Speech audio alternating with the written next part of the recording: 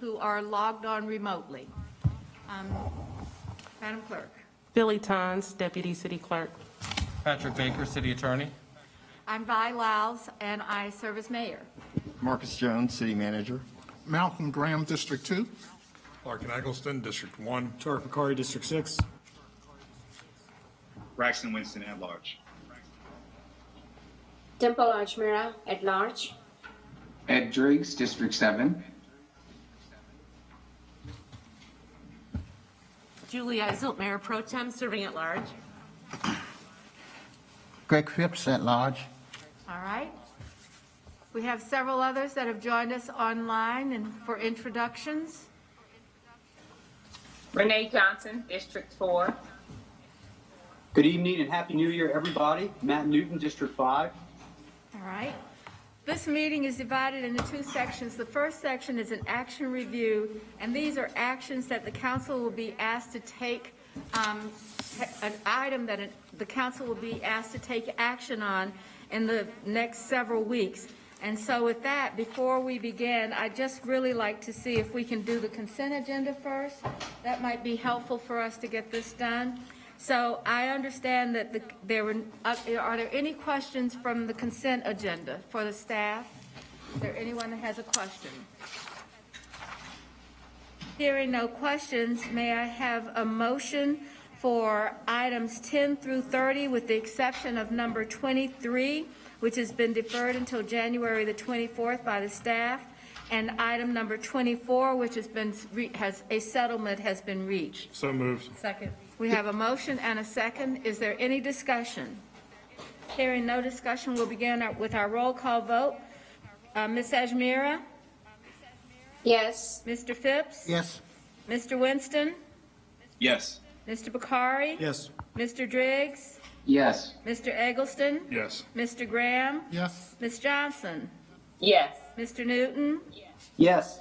Mayor Pro Tem? Yes. All right, thank you, everyone. So with that, the consent agenda is now approved, and I will now turn over the remainder of the action agenda to the city manager. Thank you, Mayor and members of council, and it's not always that we don't have business items or policy items on the agenda, so thank you for having the consent agenda being passed early on. What we have for you for the remainder of the action review is really three items. One is the Charlotte Future 2040 Policy Map update, and we also have a CMPD 2021 year-end report. And lastly, the Unified Development Ordinance update. And I'll tell you up front, we split the two. We wanted to make sure that Chief Jennings would be here, and he's on the way.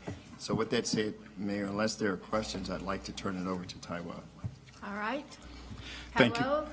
When does Greensboro have their council meeting? Tuesday, I'd like to know. Tuesday Which- night. Tuesday. You know, Sunday, Monday, Tuesday. Okay, thank you. Go ahead, Mr. Jayoba. Thank you very much, Mayor and Council Member. And, good evening, everyone. Thank you, Manager Jones, for the introduction. I also have to say that this is very likely my last meeting officially presenting in front of you. And I want to say thank you very much for embracing me over the last 4 years and supporting the work of our team. Prior to me transition, it's likely that I won't be able to be here next week when you have rezoning meeting. I mean, not that I am shouting for joy that I will not be attending a I rezoning do see him meeting. smiling. He's not going to miss those zoning meetings one bit. But Alison Craig is a very capable interim director, and she will be leading that at that point in time. But in the last 4 years, though, while I've worked with you, there are two major initiatives that you actually helped us to support. One before my time, and that is the Unified Development Ordinance, which Deputy Director Craig will be presenting later tonight. And the other one is the Charlotte Future 2040 Comprehensive Plan. You adopted that again back in June of this year, and we've been working on the 2040 policy map. We released the first draft of that last year. We've kind of gone over different meetings, community conversations with public, and we've done a number of virtual and in-person sessions during that time. So we are looking forward to releasing a second draft of that policy map on January 18. And tonight is an opportunity to really be able to share with you how we've been responding to some of the key concerns and comments that we've been receiving from both yourselves and members of the public, how we've been responding to those. And I think Alicia will share with you that we received almost 1,000 comments and how we have responded, and we are responding to those. Also, over the next several days, we will be meeting with each one of you, as well as concurrently also meeting with our staff internally as well, to make sure that we are addressing some of your concerns, whether they are your concerns as council members, but also concerns that you might have heard from the community. So we'll be meeting with you over the next several days to make sure that we're reflecting those. The draft that will be released on the 18th will have another 3-week window of community input so that people still have an opportunity to review that and provide comments to us as well. But tonight, we just want to focus on what the engagement has looked like, what those proposed revisions to the map looks like, and what the next steps will be on the Charlotte Future 2040 policy map. So at this point, I'll turn it to our project manager and division manager, Alicia Husband, to kind of share with you, and we'll be here to take questions that you may have. After that, we will come back later on after the next item to share with you on the UDO. Thank you.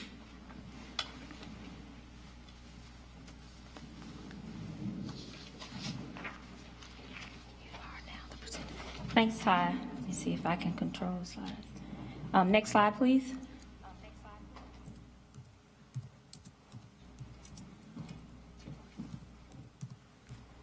Thanks, Wendy. As Ty mentioned, today we want to really focus on just kind of talking about the second phase of engagement, give you a quick overview of what we've heard from the community, some of the key takeaways, and then what types of revisions that we are having or going to make for the second release of the map. And then we'll talk about next steps. Next slide, please. Next slide.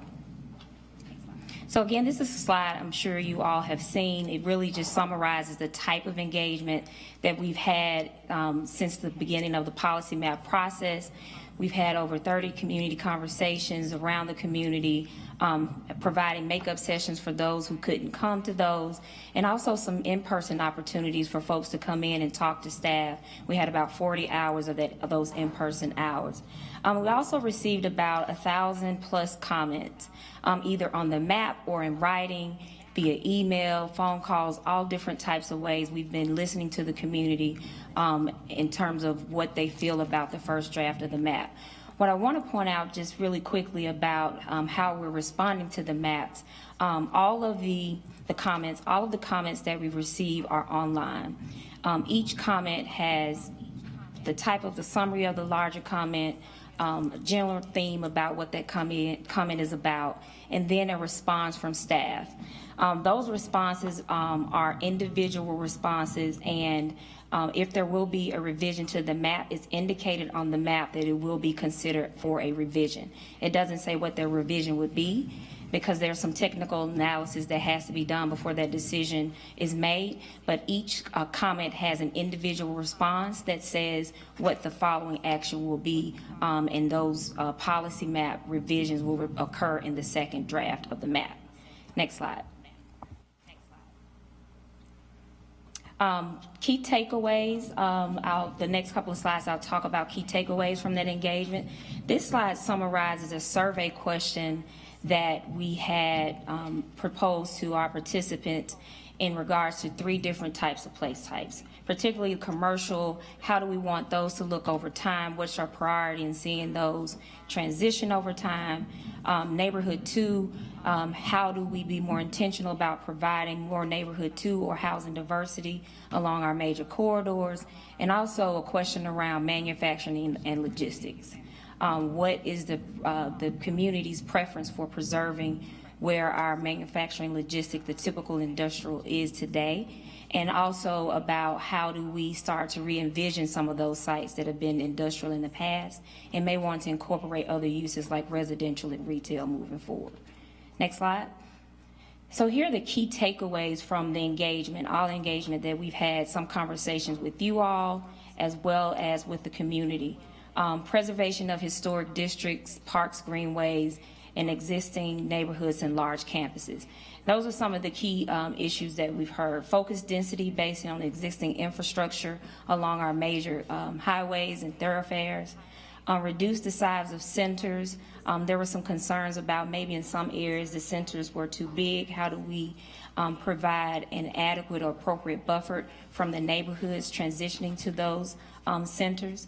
Increase the frequency of commercial areas that show them transitioning to more neighborhood centers in the future.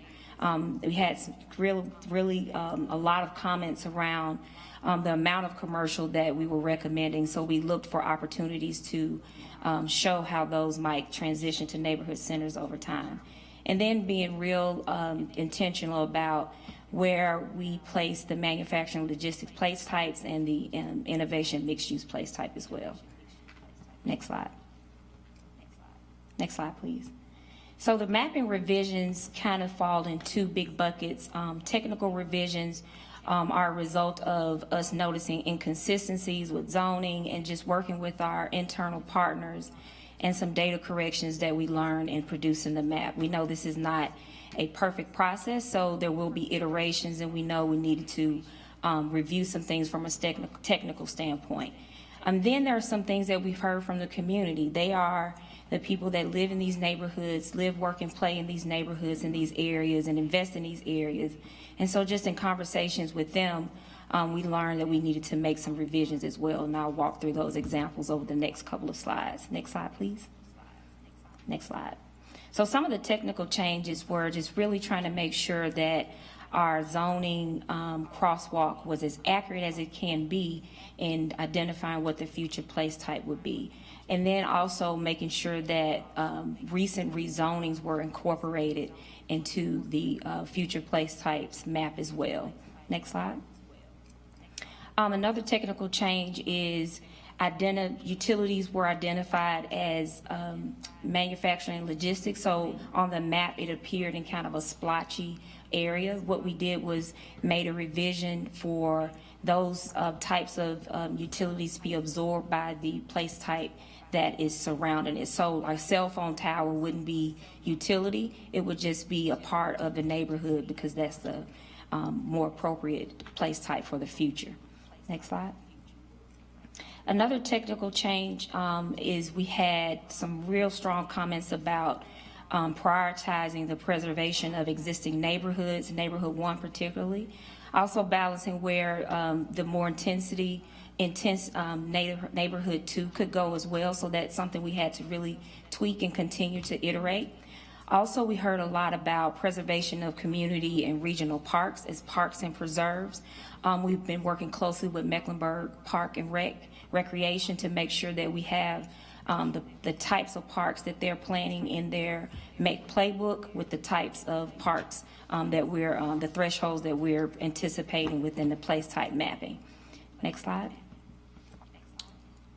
So some of the community-driven challenges and the way these slides are organized, what you see in the bubbles are what we've heard directly from the neighborhoods or residents or people that have an interest or stakeholders within the community. Again, I mentioned the concern about preservation of historic districts. What we've done is been real intentional about overlaying the historic districts in our neighborhoods and across the city to make sure that we are preserving and respecting those boundaries. So we work with our historic districts and preservation team to really do a fine, take a pen to the paper and actually just draw those lines to make sure that what we're proposing in the future respect those boundaries and designations moving forward. Next slide. I mentioned this before about the preservation of parks and open space. What we really wanted to do is make sure that we identified those connections between parks and open space, like our greenways, making sure that we coded those adequately so people can see how those uses integrate into the larger community and particularly in our neighborhoods as well. Next slide. A lot of received some comments about Uptown and how it didn't make a whole lot of sense to have neighborhood 1 in Uptown. There are some neighborhoods that we want to preserve, but also understanding that over time our Uptown is one of our ultimate regional activity centers, so it will intensify over time. But we wanted to make sure that we provide a kind of a gradation of intensity as Uptown and develops over time. Next slide.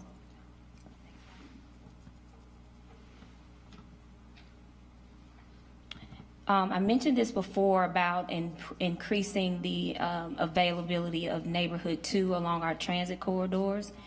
We wanted to make sure that we took a refined look at our silver line alignment, our gold line alignment, all the 2030 system plan alignments, our Envision My Ride, where they're identifying mobility hubs, all of our major transportation projects to make sure that we're reflecting those transit-oriented development opportunities, as well as increased intensity in appropriate locations.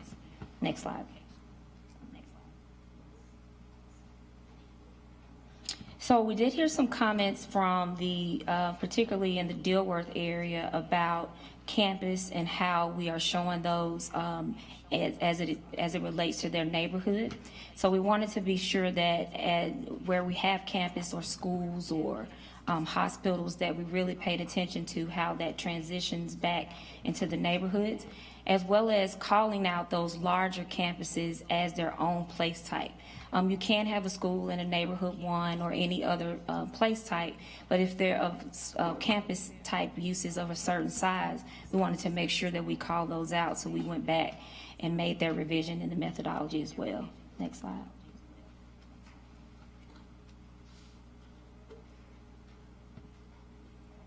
Again, I mentioned about the commercial in our community. We do have a lot of auto-oriented uses, and some of these uses are very essential to the community, but over time with new development and new design standards, we wanted to make sure that we were really thinking or being proactive about thinking how can these uses transition to more neighborhood serving land use centers.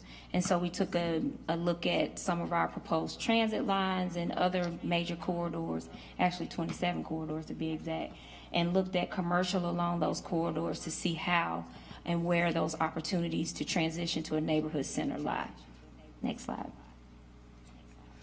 There were a lot of comments about right sizing our activity centers, making sure that we were understanding what the entitlements were for those areas and making sure that we weren't overestimating what could actually happen from a market perspective and a future land use perspective. So we looked at the centers and made some adjustments to the thresholds, and then also wanted to make sure that we were being mindful of the transition from those major activity centers like in South Park. How do we provide an appropriate transition from that intense regional activity center back to the neighborhoods? Next slide. This one is around the manufacturing, logistics, and innovative mixed-use district. Again, the innovation mixed-use district is place type is a new idea around how do we repurpose some of our older industrial buildings into more mixed-use centers. An example would be Savona Mill in historic West End, where they're taking an old mill and thinking about how to introduce a mixture of uses along that site in the middle of a neighborhood. And so we were proactive in looking at how might we introduce that in various places throughout the community. Next slide. So this one was around the airport property, just really making sure that we align where they're proposing to expand with our future place types, looking at the noise contours and making sure that we weren't proposing residential, although it's probably zoned for residential, in those locations where the airport plans to expand. So just cleaning up the recommendations around the airport. Next slide. So I talked briefly about next steps and then we'll jump into questions. Next slide. So this is the engagement window for the release of the second draft of the map on the 18th. We will begin some listening sessions with the community. These have proven to be a really good engagement opportunity for residents where they can sign up for a one-on-one call with staff and really talk about their comments, questions, or concerns in a one-on-one basis or even in a group setting.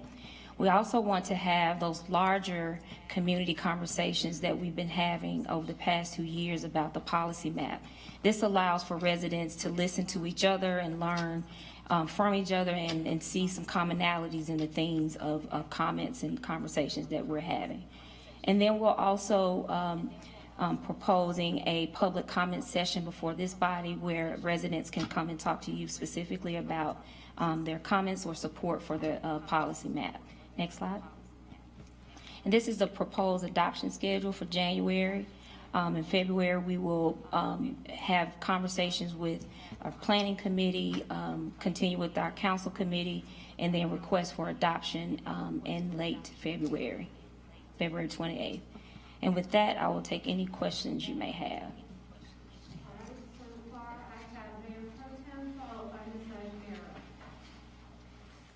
Thank you, Alicia. Yeah.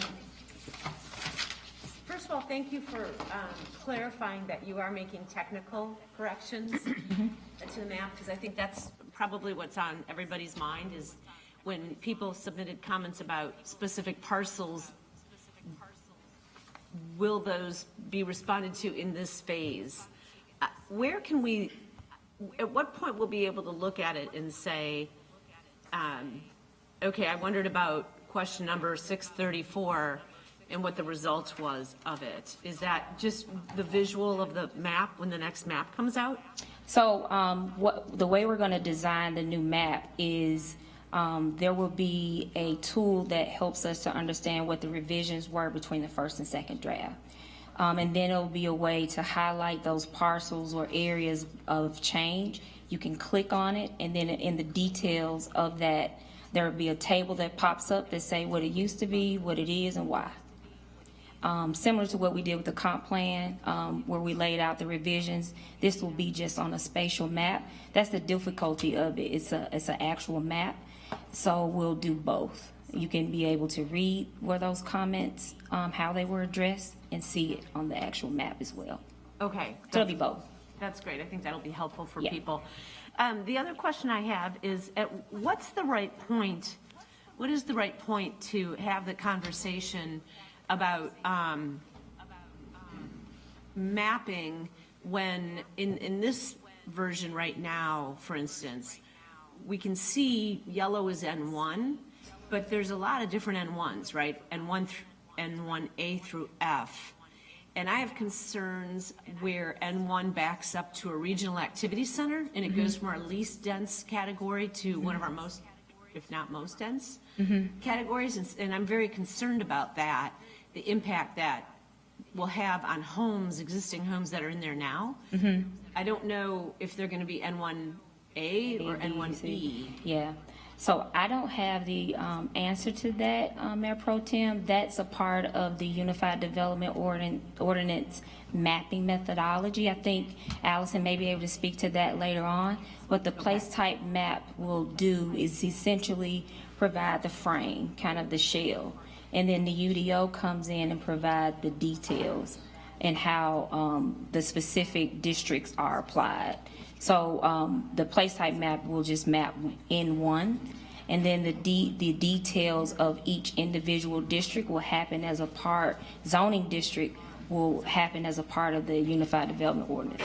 Okay, and I saw See, Allison came in. Allison to the rescue. that's where it gets a little bit foggy yeah. between mapping and UDO. Yeah. Because when I look at it and I think of understanding how you are determining how many structures, not units, but structures go on an N1 parcel, it's very different between N1A and N1E. Right. So I do think even though we keep moving further along, we got to really understand better how that's going to be mapped within just N1 alone. Right.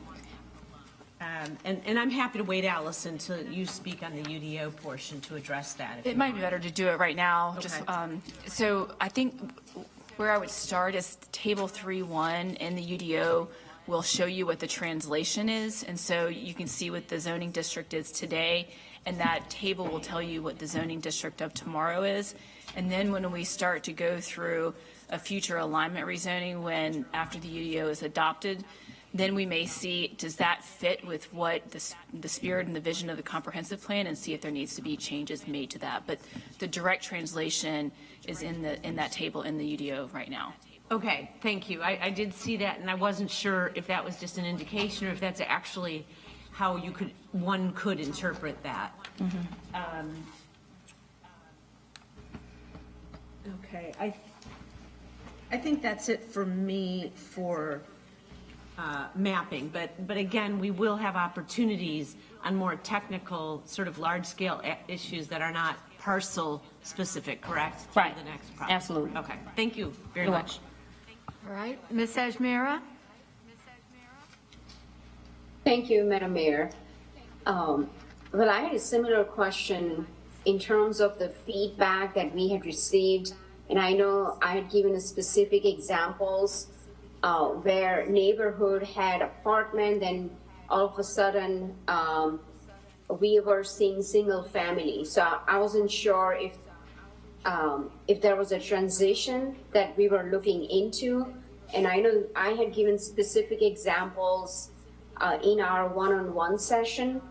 So I look forward to reviewing all the feedback that we had received so far and what technical changes that were made as a result of that.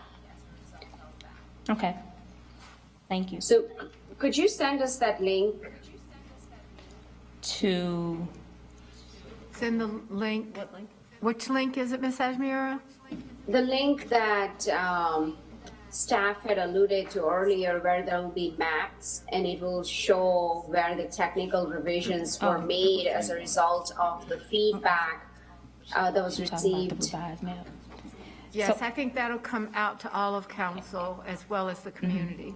So that'll Yes. be available, yes. On the 18th, On the, which date? January 18th. January 18th, okay? Okay, great, thank you. All right. Mr. Eggleston?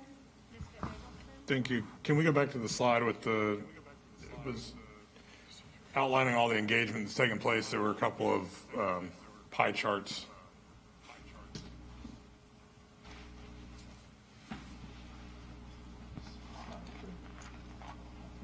Slide 3. Next slide. That one. Thank you. I'm just curious on this, and I assume there's more like this. It's been captured from the engagement that's taken place. Are we doing anything as we engage people and get their reactions to these sorts of things to prep them to better understand the question or the implications of going one direction or the other, or educate them on whatever that topic is before we ask the question? Or are we just allowing whatever they bring to the table to shape the way they look at it? Because I think it's simple to say, is it important to preserve single-family lots, or should we provide more housing options along major corridors? Anybody who's engaged enough to care about answering these questions is going to understand what that means. But if you haven't been somewhat briefed on what a neighborhood activity center is, people could conjure up very different images of what that might look like. Or if you ask, a man or woman on the street whether they want manufacturing and logistics in their community, they might say, no, I don't, but they might not understand the impacts that could have on our economy or job opportunities or whatever. So I'm just curious whether we're doing anything to help folks have a better contextualized understanding of the question, or if we're just posing it to them and taking whatever we get back. Good question. So these questions were presented to participants in 2 ways in a live meeting. So we had those 40 community conversations, and in each meeting, we asked these questions and provided context, talking about all the place types, explaining what they are, what they might look like, and then telling people why we were even asking this question, and then having dialogue around each one. So that was a part of the community conversation. The other part of it is we had a video that explained what all the place types were, some examples. And so there was a number of ways you can get the context for understanding what these questions were trying to ask you. And then any follow-up that residents wanted to have, we had one-on-one sessions with them as well as in-person office hours. So before somebody answered the manufacturing question, they'd been given some context as to why manufacturing is important to right, about the city as a whole. jobs and that kind of, that was the context. For the Okay, discussion. good. Yeah. Thank you. Thank you for your question. Maybe I can add quickly to that also. In addition to that, we also partnered with our colleagues at Economic Development to do an industrial study. And then we were able to have in this room, I think, almost 200 different developers who came here, and they were able to ask different questions. And then across the hallway, we had Alicia and her team being able to explain to people how you define this within the context of a place type. So it was really that extensive.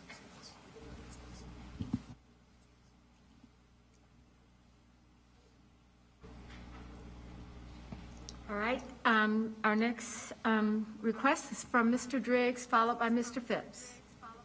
Thank you, Madam Mayor. I think Mr. Eggleston raises a very interesting point.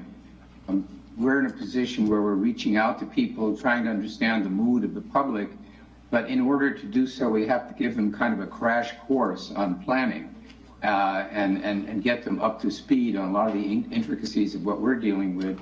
So I just think we need to be careful about how we interpret the information we get, because it's a lot to ask from a person in the street to kind of listen to an explanation for a few minutes and then participate in a sample like this. And the question I had was, these percentages that we have on this slide that's up now, those are percentages of what? Like, what is the number, of the total number of responses that are broken down this way? The total percentage of participants in the survey, I can get you, so we had about 1,000 people to participate, or 1,000 comments, but I can get you exact numbers in your briefing book that you'll receive this later on this week with those exact engagement numbers. But that's fine, Alicia. I don't need more detail. I was just wondering about the rough magnitude. The other question I had was, people, as they try to interpret what we're doing, are obviously very eager to get to the point where they understand, what does this mean for me? So, you're going to have general responses to questions about industry or policy and things, but it gets a lot more lively when you get down to the neighborhood level. And in that context, one thing I'm wondering in particular is, when we talk about historic neighborhoods, how old does a neighborhood have to be considered historic? When I talk about historic neighborhoods, it's those neighborhoods that have the historic district overlay. So the neighborhood, those are the ones that I'm referring to when I say historic neighborhoods. Yeah, because I think there's a category of neighborhoods that probably don't have historic significance in terms of defining Charlotte, but they've been around for a long time, like 50 years.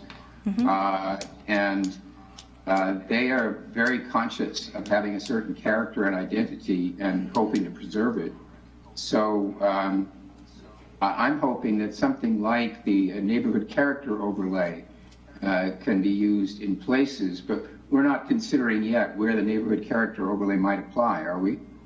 Not in this phase of, not in the policy map, but I think that's a key component in the Unified Development Ordinance. So that will be more what Allison will talk about. Yes. Thank you, Alicia. You're welcome. Yes, thank you, Mayor. The slide that talked of that you had up that talked about the hospitals, schools, and churches. I know heretofore there wasn't a specific category for institutional type activities or whatever. So is this an attempt to allocate a zoning district for institutional use, or are we still embedding that wherever it exists right now? It's a little bit of both, Mr. Driggs, for the place types. And I mean, I know they Mr. look like Phipps. they're brothers with Mr. Phipps. other brothers. I apologize. No problem. So it's a little bit of both. It's because we look alike, Greg. I understand.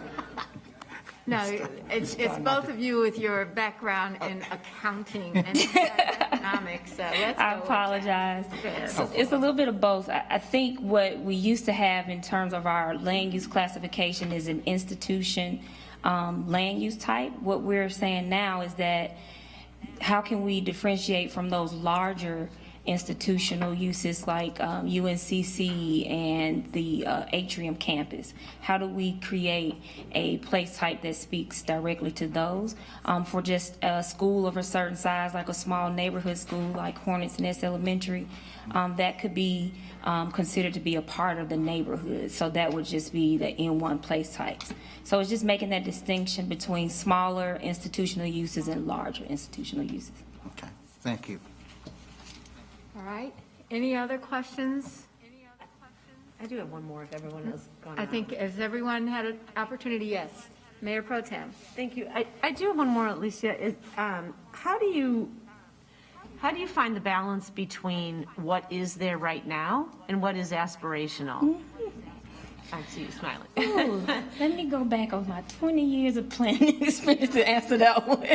I think one of the comments that came up, and I can reference it, was 594, stated that N2 isn't appropriate in the historic district because it's going to encourage demolition, which you can demolish in the historic. That's just the comment. I'm not saying that, but it did make me think about preservation and how do you decide really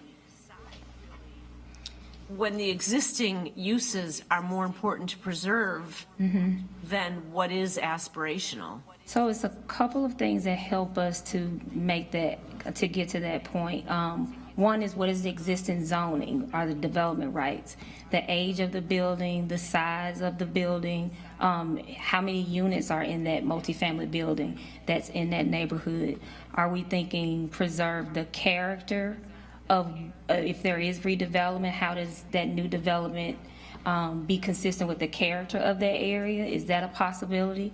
Where is it located? Is it along a major thoroughfare? Is it next to the Silver Line or the Gold Line? So there's a lot of things to help us make that decision around what's there today and what's aspirational. And then the one probably more important component is talking to the neighborhood and finding out what their vision is. Because we had, for example, a really good discussion with the Elizabeth neighborhood, back and forth about what 7th Street should be. We know that the Elizabeth plan talks about 7th Street being a pedestrian overlay, but they never really implemented that. So we talked about, well, what is it that we can think about from an aspirational standpoint that is really thinking about the evolution of that corridor, and then what is the adequate transition from the more intense part of 7th Street back to the neighborhood. So just having those conversations along with all that, the other factors helps us to kind of make that decision. And if we don't get it right in the future, we'll do area planning to help us refine those details.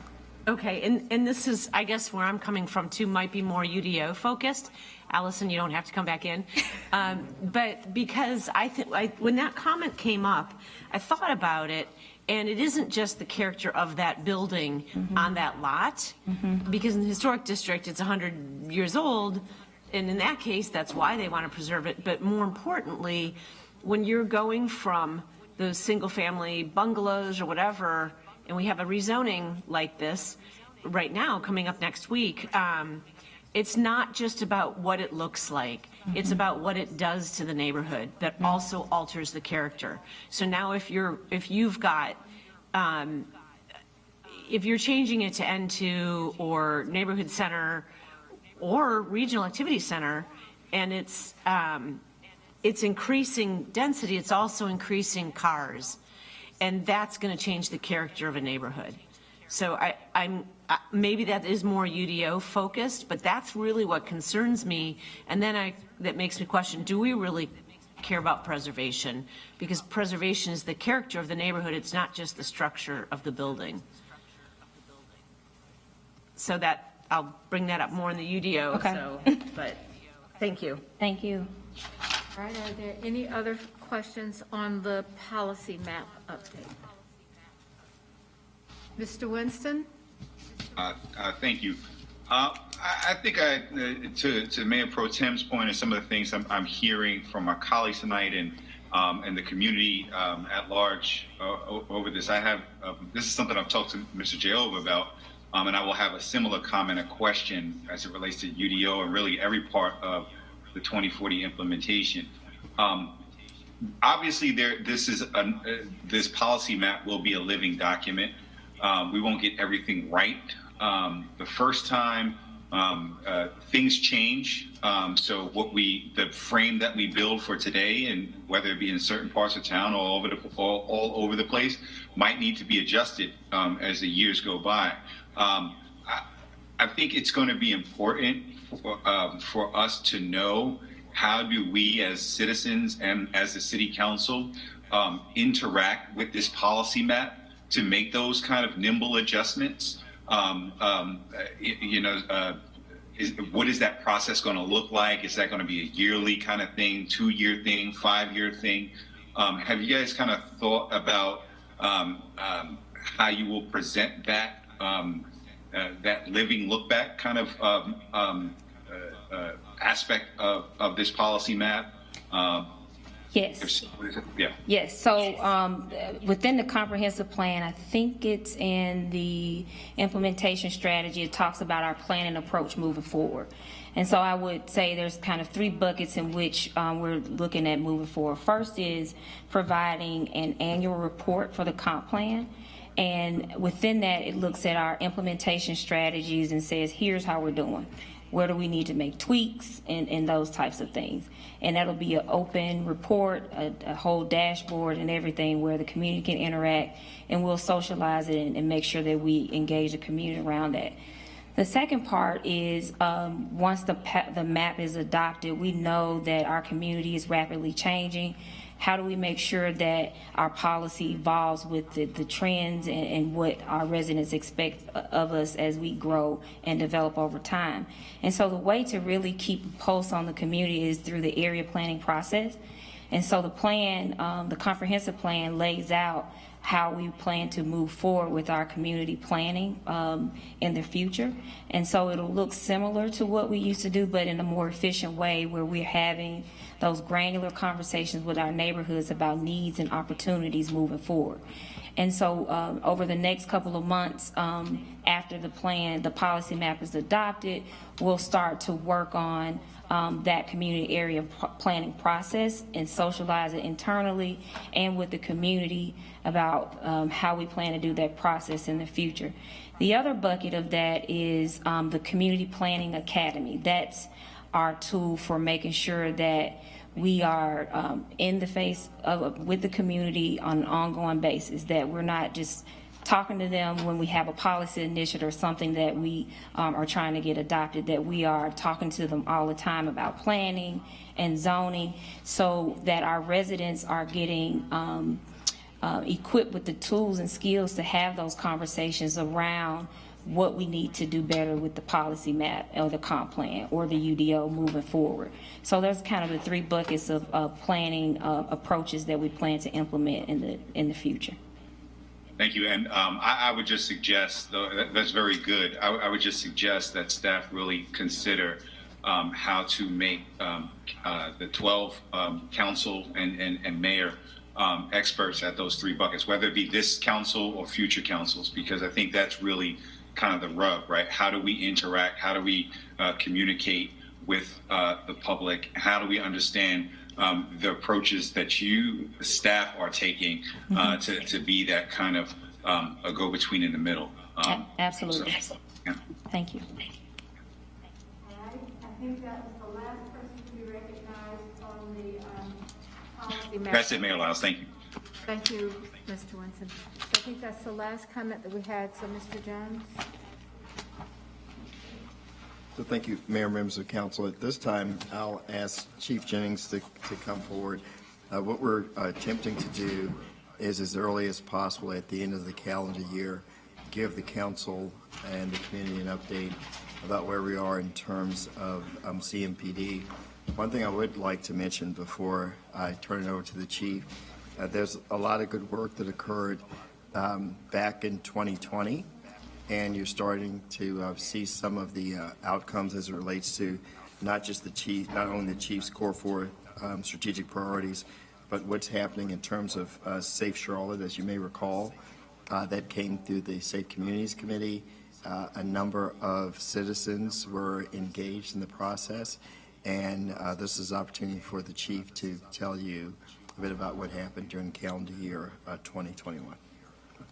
All right. Thank you, Mr. Manager, Madam Mayor, members of council.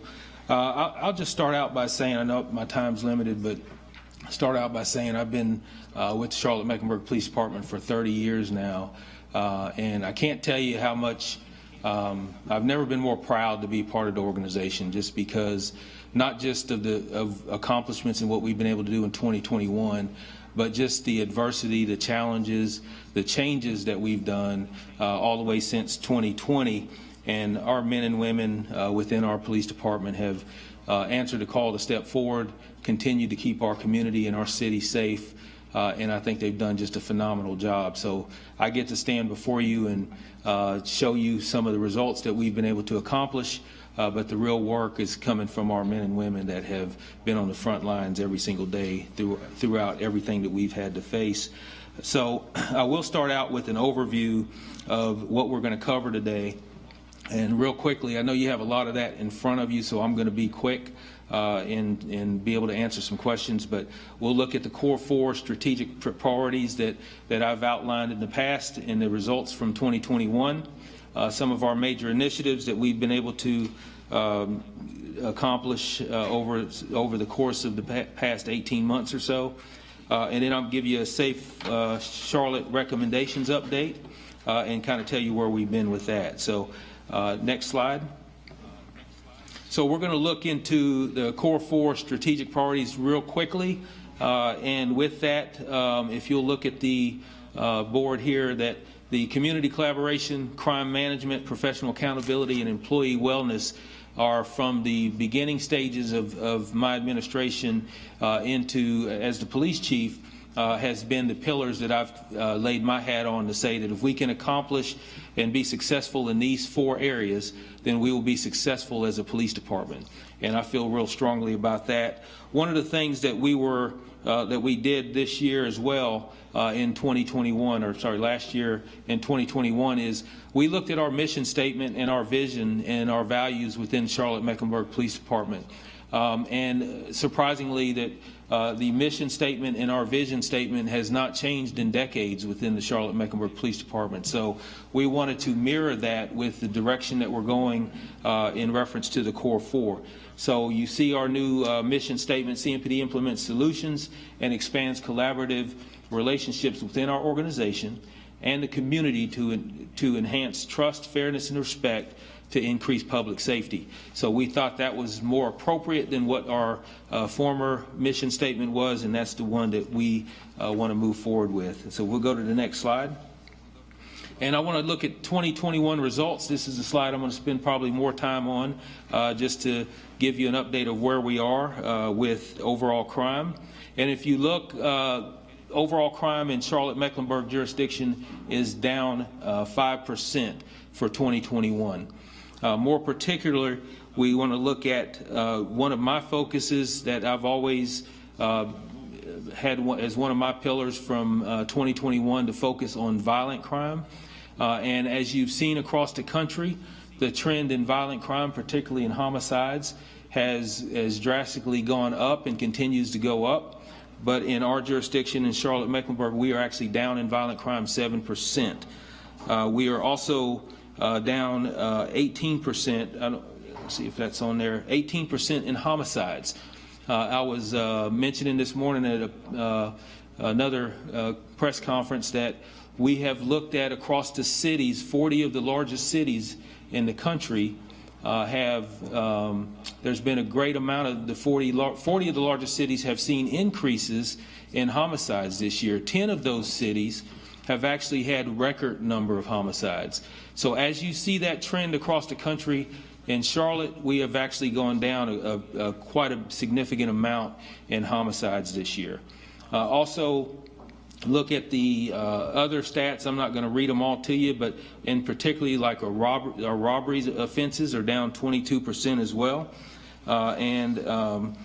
If you also look at our interactions with police interactions, we are trending back up to where we used to be pre-COVID.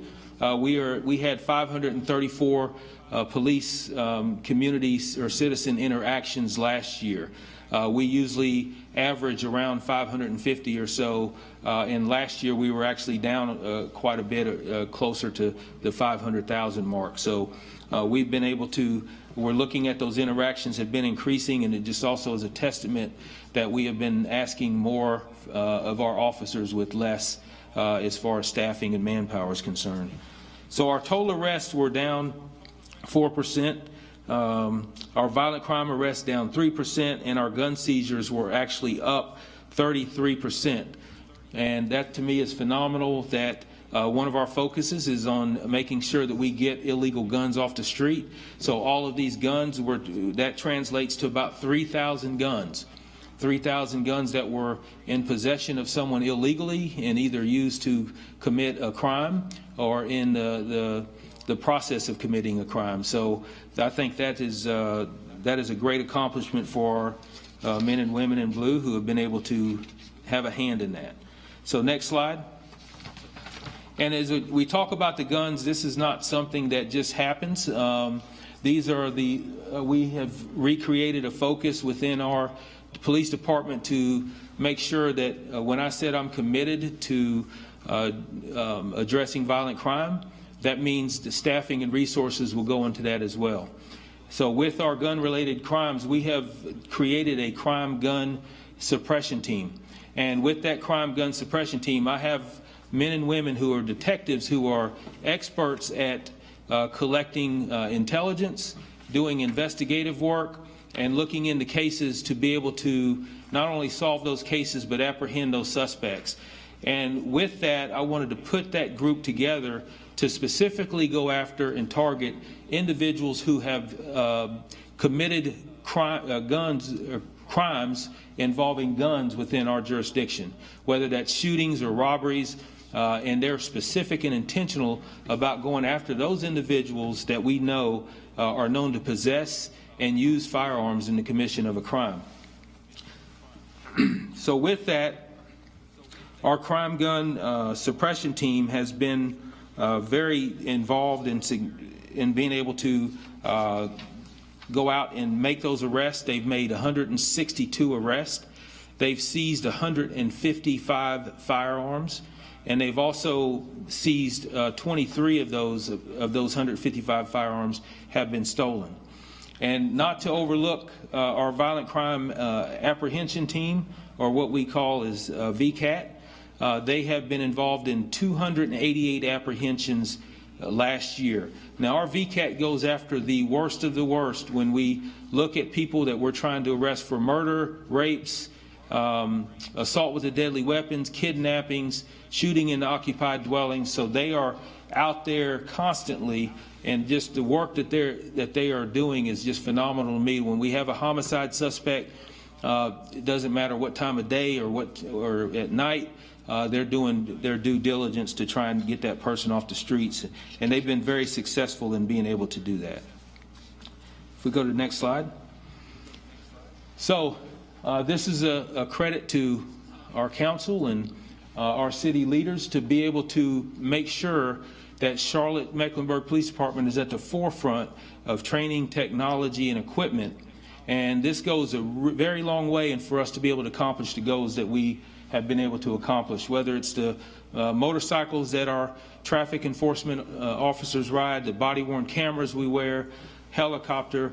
We've been able to open state-of-the-art facilities. Last year we opened South Division and also University City Division.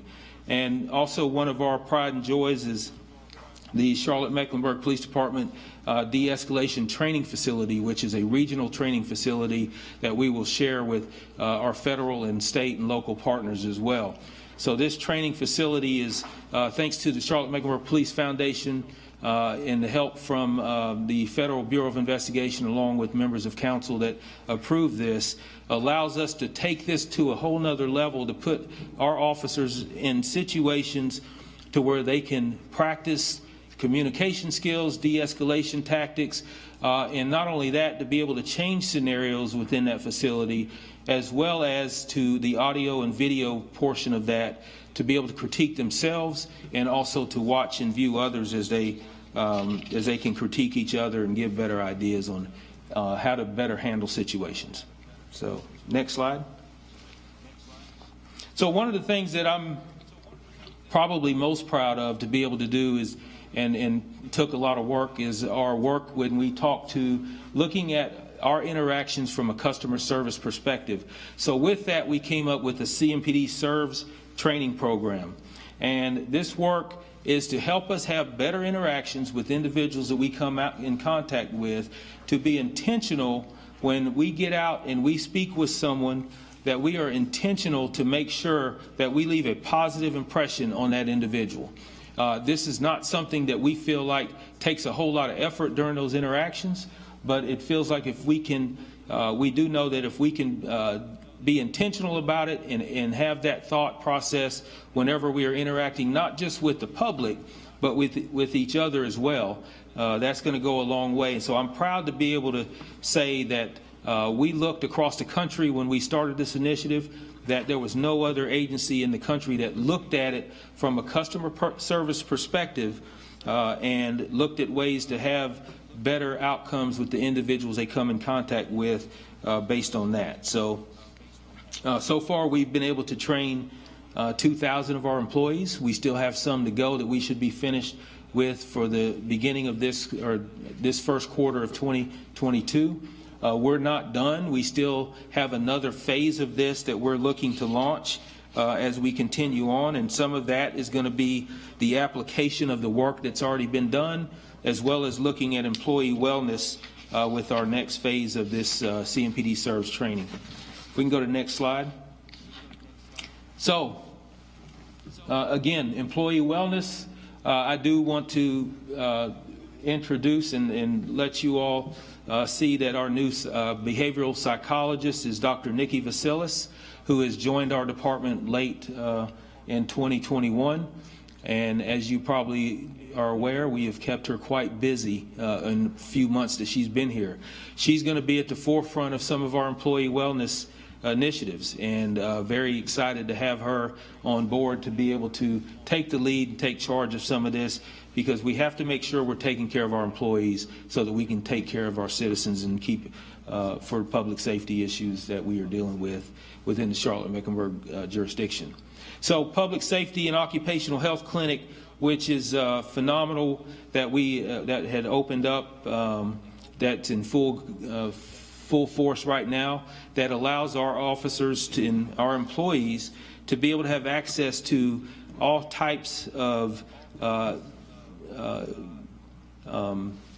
plans and programs that when it comes to not just mental health, but medical exams, health coaching, nutritional guidance. There's all kinds of initiatives that are available to our employees, and I think that's real important as well.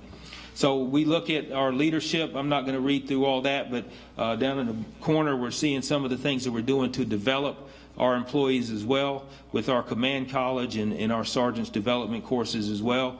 And then you see that we had 33 promotions that we were promoting internally within CMPD in 2021.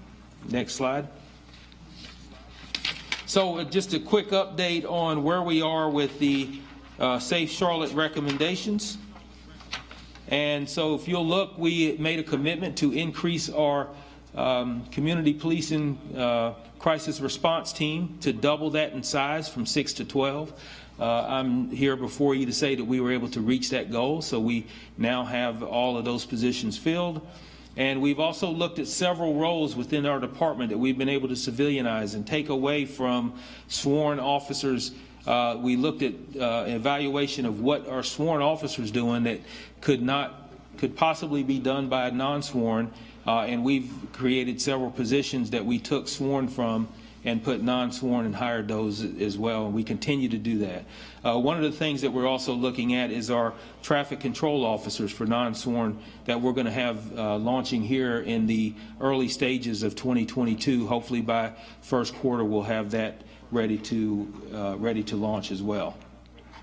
Also launching a new recruitment and marketing campaign that should be out this first quarter as well. and integrating systems and onboarding a new vendor for our early intervention system, which will be compliant with not just state but also federal guidelines as it comes to monitoring officers for early intervention purposes. And then we're finalizing the RFP to hire a vendor now for the alternative response program, which will involve a clinician and an EMT for a pilot program to respond to mental health calls for services as far as the low priority mental health calls for services. All right, next slide. And coming soon in 2022 as we wrap it up here, we're going to continue to work Safe Charlotte recommendations and objectives. And we're having a Campus Crime Stoppers relaunch to assist with the school system. And we launched that a few weeks ago, where we have a maximum now of up to $500 for tips that lead to the confiscation of a firearm on school property. And we're going to have gun safety campaigns as we continue that this year as well, providing gun locks and educational campaigns for families and individuals in the Charlotte-Mecklenburg jurisdiction. And our CMPD serves training, again, we continue that. And public feedback campaign, which is going to allow us to get a baseline for how we're doing with the campaign and how we're doing when we are looking for those positive interactions with people that we serve. And then also internal cultural strategic direction and launch, which is going to help us internally in how we supervise our employees and make sure that we're staying consistent and effective when it comes to our supervision. So next slide. And that's all I have in reference to information. I'll be glad to answer any questions. Well, I think we've got a couple of questions, but Chief, before we get to that, I really like to recognize that every member of this council, and as well as myself, recognize that you have built a culture in this department since your tenure has begun that we are all very proud of, and we know that as a council, when we have the opportunity to step up and provide funding for the things that are needed in the department, or to provide officer support, or even particularly to provide support to the family of officers that have fallen, especially Mia Goodwin. I just want you to know that this council recognizes when we have something that's working, and I know this because I'm on a regular chain of in communication with mayors across this country, and I feel that Charlotte represents the very best of what's going on. I don't know that another city has had a reduction in crime this year, and the opportunity that they take to share with me how many homicides, the gun cases, and it is just remarkable. So I want to say thank you to you and every officer that participates. Leadership does matter, and I want to know, I know everyone knows that, but it also matters that people believe in your leadership, and that's very important. So with that, we've got several people that have asked to speak, several. So I'm going to begin with Mr. Eggleston, followed by Mr. Graham. At the risk of inflating the chief's head, mine was going to be more of a compliment than a question as well, but just having had the opportunity over the last 2 years to chair the Safe Communities Committee and work with you, it definitely feels more like a partnership than us working against each other, and I greatly value that and greatly appreciate that. And so thank you for all the progress that's been made, both in trying to reduce crime in our community, but also make sure we're improving the interactions between officers and citizens. I think we have made good progress on both. I know you know that we still have a long way to go on both, but we're moving forward, and I appreciate all you've done to help instill that culture in our department and in our city. So thank you. Thank you. Mr. Graham? Thank you. By Mr. Winston. Thank you, Madam Mayor, and Happy New Year, everyone. I'm Chief Jennings. You answered my question on your last slide when you talked about what you were doing in reference to cooperating with Charlotte-Mecklenburg School Systems with the Campus Crime Stoppers. I think that's a really good idea to help with the proliferation of guns in our schools. And so I applaud you for that initiative, as well as the gun safety campaign that you're embarking on as well. And so again, kudos for a great year. Certainly we speaking now as a district rep, we kind of feel the impact of what you guys are doing along District 2 as well as the Batesville Road Corridor. So we just want to thank you for your leadership and for the leadership of the men and women in the department. Thank you. Thank you. All right. Mr. Winston? Thank you very much. There was a lot of great information in this presentation. Chief, I would be interested to see how we can kind of track or keep tabs on those wellness initiatives and how or if or whether they do or don't affect retention rates of new and existing officers. I'm a big fan of the idea of the civilian traffic unit. I think it's a huge opportunity to professionalize traffic control here in Charlotte. Mr. Manager, I think this could be a real opportunity to, again, think about how do we horizontally integrate, our different departments. I would ask us, would this unit interact with CDOT or planning or housing and neighborhood services to gather useful quantitative and qualitative data and input to manage interactions between pedestrian and vehicular traffic, definitely keeping in mind our visions for managing traffic and future growth within the city and in different parts of the city. Could be a real opportunity there. I will say, as the mayor said and has been said, it's great to see those crime statistics, especially the violent crime statistics, decrease. But there was something that was quite alarming on that percentage page. If you can go back to it, there was a disturbing increase to me in rapes of 19%.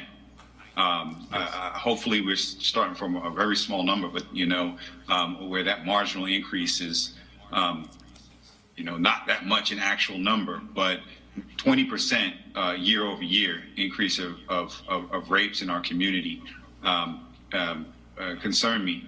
So, I would love for us to drill into that number. I know a lot of times we look at the amounts of homicides, but there are other crimes that exist in our community that really do tear at the fabric of our communities and groups of folks. And I'm going to go and have the implicit bias of saying I would imagine that most of the perpetrators in this of these crimes are men, and the victims are women. So I would ask, would love to know more about the demographics of folks. Are we able to solve these crimes? Is this a area we really need to pay attention to? Because 20% rise is, again, concerning. Yes, sir. I can go into that just a little bit, and we can probably even get more information later. But part of the discussion that involves rapes, very few of those are stranger rapes where the person does not know their perpetrator. And a lot of what we can attribute as well is what we saw in 2021 is a lot of the students going back to school. And when students are more likely to confide with a teacher or a school resource officer. So we did see a lot of uptick in people talking about rapes that might have occurred some time ago. So with that, we do have to do the report, and it goes down for these numbers. Even if someone says it occurred 5 years ago, we will do a report for that and investigate it appropriately. But I think the single most factor, and we can do a deeper analysis into this because I'm just going to, off the top of my head, guess the single most factor in that increase is due to students being back in school, because we do get a lot of reports that come in from students who are telling a teacher or a counselor or an SRO of a sexual assault that they might have been a victim to. Well, I think you just pulled back another layer of it from, again, this is just me talking. But if there is something, if that's a concern to me, if if we're saying the only reason that these are getting reported is because they're going to school, and rapes are not being reported or being effectively dealt with within our community outside of school setting. I know that's just one of the many reasons. Yes. That's a concern. I would hope that we wouldn't kind of shy away from. Perhaps we've identified, because of the pandemic, like you said, yes, a sort of structural relevance of a population that we need to serve that isn't being served.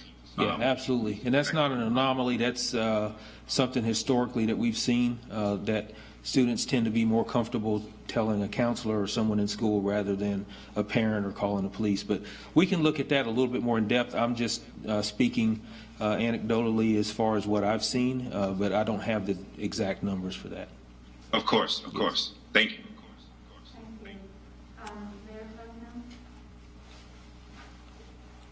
Thank you, Madam Mayor. Thank you, Chief, for the presentation.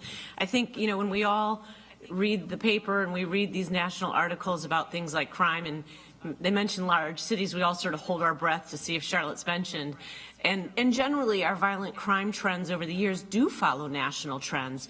But the fact that it doesn't in a year where homicides are up like this just speaks to the remarkable work that your folks have done, and the community partnerships. And I think that can't be understated. The relationships that have been built amongst community members and with you all really speaks to these numbers that we've seen. So thank you for all of that, and thank you to your folks. I also just wanted to, Mr. Winston touched on it.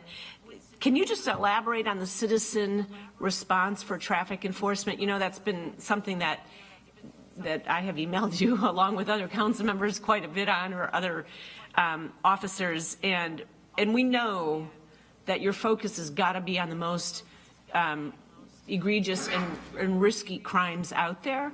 Yes. Can you speak a little bit to that pivot in terms of traffic enforcement and possibly the use of technology, and how you feel about that?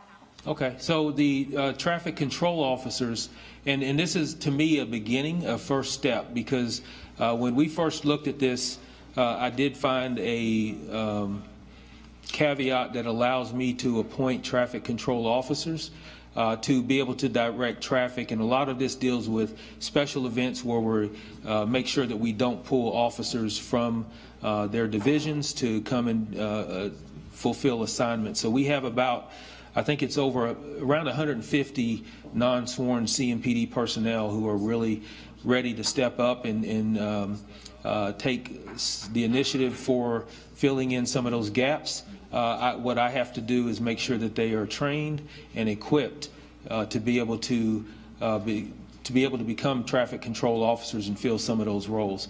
I have from the beginning also stated that traffic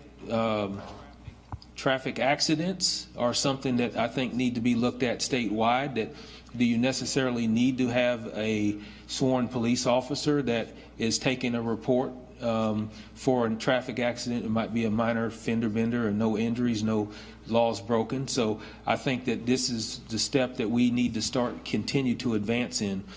Technology is always, I'm big on technology. Whatever we can do to relieve the responsibilities on a technology end of law enforcement, particularly when it comes to traffic control, I'm in favor of that. I don't always believe that it should fall within the realm of the police department, but I think there is a responsibility that we can have out there for traffic control in other areas other than law enforcement. Okay, thank you, Chief. Yes. All right, we have Mr. Griggs, followed by Ms. Alvira. Thank you, Madam Mayor. Chief, thank you so much for the work that you have done and you continue to do. I've certainly enjoyed working with you as a former vice chair and the committee member for Safety Committee. And I know when there were OPI hate crimes on the rise, I constantly emailed and called you about the anxiety and fear in our communities. And I just want to share the feedback that I have received from many business community leaders when there was anxiety and fear. And Officer Ramsey have continued to engage some of these business leaders and community members from immigrant and refugee community and have addressed some of that fear, and they continue to keep the community engaged. And we are talking about the communities that are oftentimes have fear of our law enforcement. So I'm just very appreciative of the work that your department has done to build trust with our immigrant community. And that leads to trust, respect, in both trust and respect. So I'm very grateful. I have questions around CMS. I know we have seen guns in school and that there has been increase. And I know there was a program that you just briefly touched on, which is a reward of $500. What kind of results have you seen? It might be too early, but I'm just interested in seeing what additional collaboration steps we can take to address that. Yes, thank you for that question. It is too early. This initiative started at the end of the term last year, and as you know, they just returned back to school last week. So I don't have any data as far as we haven't done any payouts or anything like that. But what I can tell you is that I work closely with Superintendent Winston. We've met on several occasions. We talk on several occasions. And we both have the same goal in mind, is to make sure that we create a safe environment for our kids to be able to go to school without having to worry about gunfire erupting or fights erupting in the schools. And to be able to do that is not dependent simply on us as a police department or him as a school district, but also it's a society issue, a community issue that we have to all work together and work with the families, because it's concerning to me that a child would think that they have to bring a gun to school. And it's even more concerning that they have access to those guns. So those are things that we have to continue to work on, but I think we have to be careful on who we lay that burden on specifically, because it's not a burden that should be carried by one entity or one person, but I think it's for our entire community within Charlotte. Thank you. I think you're exactly right. It is a community issue that community needs to address. I'm interested in, as we get more data on this program, and I'm interested in seeing if there is anything else that we can do to keep our children safe in our schools. Also, I know Mayor touched on this. Our council and our mayor, we were heartbroken when we heard about Officer Goodwin. Has there been any safety measures that have been taken or any changes that have been made to address the safety of our officers? Yes, ma'am. What I will say is there were changes made prior to this accident. With the support of Charlotte-Mecklenburg Police Foundation, we were able to supply every police vehicle with traffic cones. And those cones were designed to to give drivers a warning prior to coming up to a police car that was doing an investigation on the side of the road. And also, if those cones were hit, it would also give the officer warning that a vehicle was veering over into the lane that officer was in. What I will say is that was a tragic event. I don't think there were things in place, or I know there were things in place because of the accident that was being investigated out there at the time.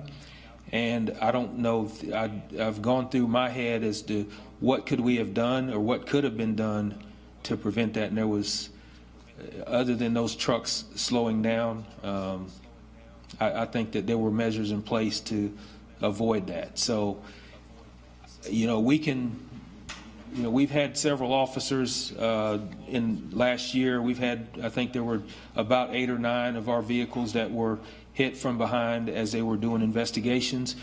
Hence the reason we came up with the traffic cone idea. But you're not going to be able to stop every incident from occurring, but all we can do is look at it and see that we've done our best to make sure that we keep our officers safe. We'll continue to look at other things. I know we've looked at some other things already, such as lights on the cones themselves for nighttime. Again, we'll do whatever we can to keep our officers safe out there. And Chief, I think that I've just read from the Observer that the grand jury has indicted the truck driver in the crash that killed Officer Cunningham. So I'm sure Yes. you're aware of that. Yes. So at least there are going to be some opportunity for consequences as a result of this. Yes, that's correct. Thank you. All right, Mr. Driggs? Oh, I'm sorry, Ms. Ashmere, I thought you were done. Excuse me. Just have one more item. And I know Mayor Pro Tem had brought this up, the traffic enforcement. And I know, Chief, you already have a lot in your plate. And if we can use technology to address some of these issues, we can relieve officer from this kind of responsibilities. But I think we have all seen the data where traffic fatalities and speeding on our streets have taken many lives and have injured many lives. And that needs to be one of our priorities, where we use technology. But in the meantime, we do need to implement a short-term solution till we find technology to do that. I know that committee was going to get an update on it in terms of traffic enforcement corridors, where we are seeing major fatalities from speeding. I'm looking forward to getting an update on that. Again, thank you so much, Chief, for your leadership, and we are very grateful. All Thank right. you. Thank you, Ms. Ashmere. Mr. Driggs, and then Mr. Driggs will be followed by Ms. Johnson. Thank you, Madam Mayor. So, Chief, I want to join my colleagues in thanking you and congratulating you and all of your colleagues on this great result for the year. Particularly like to shout out to Captain Dozier and everybody in CMPD South. Our issues down here aren't necessarily the ones that grab all the headlines, but your officers do a great job in responding to the needs of the District 7 community, and we appreciate it. My question to you has to do with this conversation that we've had for years about the courts and the ability of your officers to deliver somebody, to arrest somebody and not have them released immediately, the capacity of the courts, particularly in COVID. It seemed at times as if there were some minor offenses that the officers didn't even act on, or where they didn't make an arrest because they knew perfectly well that the perpetrator would be back out in a matter of hours, and that probably the calendar for the court was such that there might not be any further action. So has there been any movement on that, or could you comment on the relationship between CMPD and our court system? Yeah, so I can tell you the relationship with me and the district attorney is strong. We speak regularly. We're on task force together. We do have those conversations, those tough conversations that basically frustrate our officers when they are trying to make a difference and take someone off the streets. But you also, there are challenges in the court system. They need more resources. They are backlogged, and COVID has drastically impacted that as well. But what my message, one, I have never instructed or told our officers not to make arrests or not to take enforcement action. The district attorney has never asked me to do that as well. However, I think what our officers should do is also look at what is the goal? What is the end game? Is making this arrest what's best for the community? And also we're looking at doing some things that alternatives to arrests. You saw where our violent crime arrests were down. However, violent crime is down as well. So when we look at alternatives to say that can I do something to divert this individuals? Pretty soon this year, you're also going to see a adult diversion program that's going to be, we're going to have a corporate sponsorship with that we're going to put out there as well. So we will continue to make those arrests. We will continue to do what we have to do to keep our streets safe.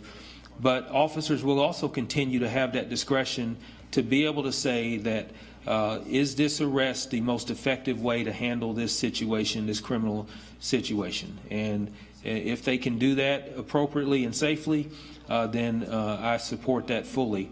But again, we'll never give an officer and take away their discretion to be able to do that. So I want to emphasize the district attorney and I went to the same school, and I'm very enthusiastic about the work he's doing. It's a resource constraint problem. It's a COVID problem. Don't mean to point a finger at anybody. Yes. Just a question of what we're able to do. And I guess I would tell you that in my opinion, it's incumbent on us as council to engage wherever we can in order to address bottlenecks or lobby for more funding. If you just tell us what is needed, and we'll try and remove any obstacles to the officers may encounter in terms of doing their jobs. Yes, sir. The backlog is great. We could not arrest anyone for years, and he would still have a docket over there to push forward. So, yeah, it's a very difficult situation. Thank you, Chief. Thank you. All right, Ms. Johnson. Thank you, Mayor, and thank you, Chief, for the presentation and the great work. Thank you. I'm really excited about the focus on the behavioral health for the focus for the residents, but also for the officers. So I just have just a couple of questions. I know that CMPD has the crisis intervention trained officers and also the community policing response team. There's another program that CMPD has where residents can advise you all if there's a person in the house with special needs, such as mental health or brain injury or hearing impairment. What's the name of that program? Do you have that? Yes, thank you for that. It's a good plug for that. Safe Outcomes, which allows for family members who have special needs individuals or people who might be suffering from behavioral health issues that can go into this program and put all of the information that would be helpful for officers responding. For example, if this person does not like loud noises, that would be something that would be helpful for an officer to know before arriving. Or if this person has a propensity for fighting or violence, that would be something that an officer that would be responding should know. So our Safe Outcomes program is something that is a fantastic tool, and it's just something when we get a call for service, either on that individual or that residence where that individual may live, it alerts those officers on how to best approach that, and the people who know best on how to approach those individuals are the family members and the people that are around them every day. Thank you. That's a fantastic major program that can really save lives. So thank you. Thank you. My next question is about the officers. I know that there's an initiative or a plan to really, you brought on the psychiatrist and a plan to really assist the officers in seeking mental or treatment for behavioral health. I want to know if the policies, the human resources policies align with the officers seeking help. For example, an officer who might be suffering from addiction or need or be in the middle of a mental health crisis. Sometimes I'm just wondering if the policies can appear punitive to the officers if they're seeking assistance. So I just want to know if the human resources policies are supportive for officers in seeking behavioral health. I remember an officer being terminated because they were drinking on the job. Yes. And I remember thinking that to me sounded like a disease of addiction. I mean, yes, there's consequences, but I don't think anyone would risk their career unless there was a real problem. So I just want to know if the policies are supportive in officers seeking assistance, or if that's an area that you might take a look at.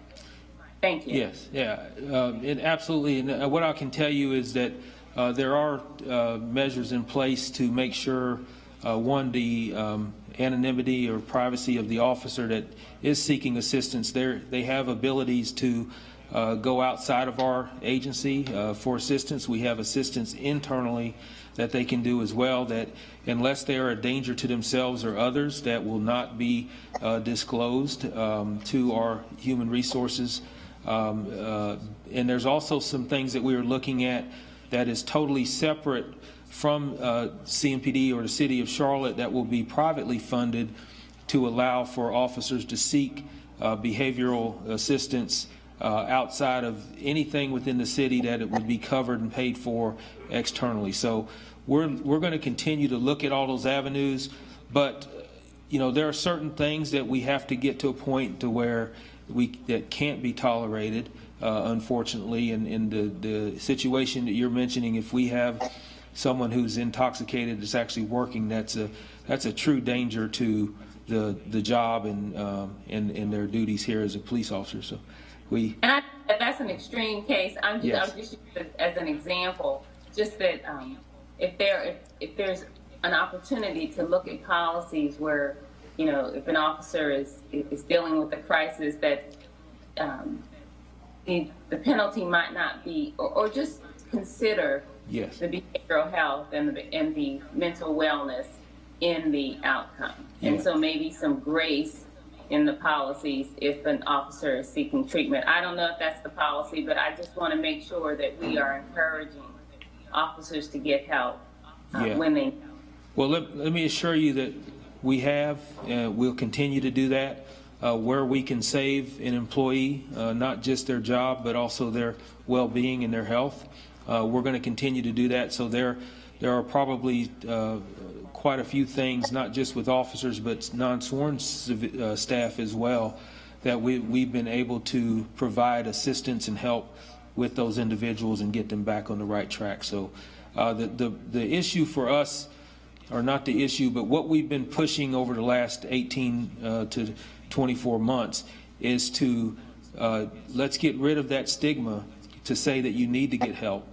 And we've seen more and more employees come to the forefront and tell their stories. And I think as you continue to do that, we're going to continue to make strides for people to say that it's okay if I need to get assistance, and it's okay if I need help in dealing with certain situations. So we'll continue to do that. Well, thank you. Thank you for the work that you do. Thank you. Mr. Phipps? Thank you, Mayor. Thank you, Chief, for this presentation. I had a question of clarification on the gun seizures. You said it was about 3,000 gun seizures for the year, of which 155 was from the crime gun suppression team. Are they embedded within that, or? Yes, their task is to look at individuals who are committing crimes by use of a firearm, whether that's robberies, that's shooting in occupied dwellings, that's any types of assaults, even if it involves the sale and distribution of firearms. They are looking at all of those aspects that deal with gun crimes. And so everything they do is intentional to make sure that we not only target that individual, but target the firearms that they might be in possession of. And they've been very successful in their first full year of being able to do that. So, okay. So apart from that, then the other 2,800 guns were just officers doing routine duties, seizing guns? Well, it could be, yes, it could be not just necessarily routine, but we also have other units that, you know, it could be traffic officers. We have dedicated traffic officers dealing only with traffic that could be on a traffic stop and have a locate a gun that's been concealed, or it could be our violent criminal apprehension team when they go out. Our crime reduction units within the divisions who are doing search warrants might come in contact with several guns in a residence, vice and narcotics. I mean, it's the gamut. It's a focus that we have, but the crime gun suppression team is the only unit that is specifically looking at gun crimes and targeting those. Okay. With respect to the guns found in CMS campuses and such, in the course of your investigations of those incidents, was there ever any consideration given to referrals for prosecution for those who have were negligent in the storage of their guns, making them accessible to kids or children in school?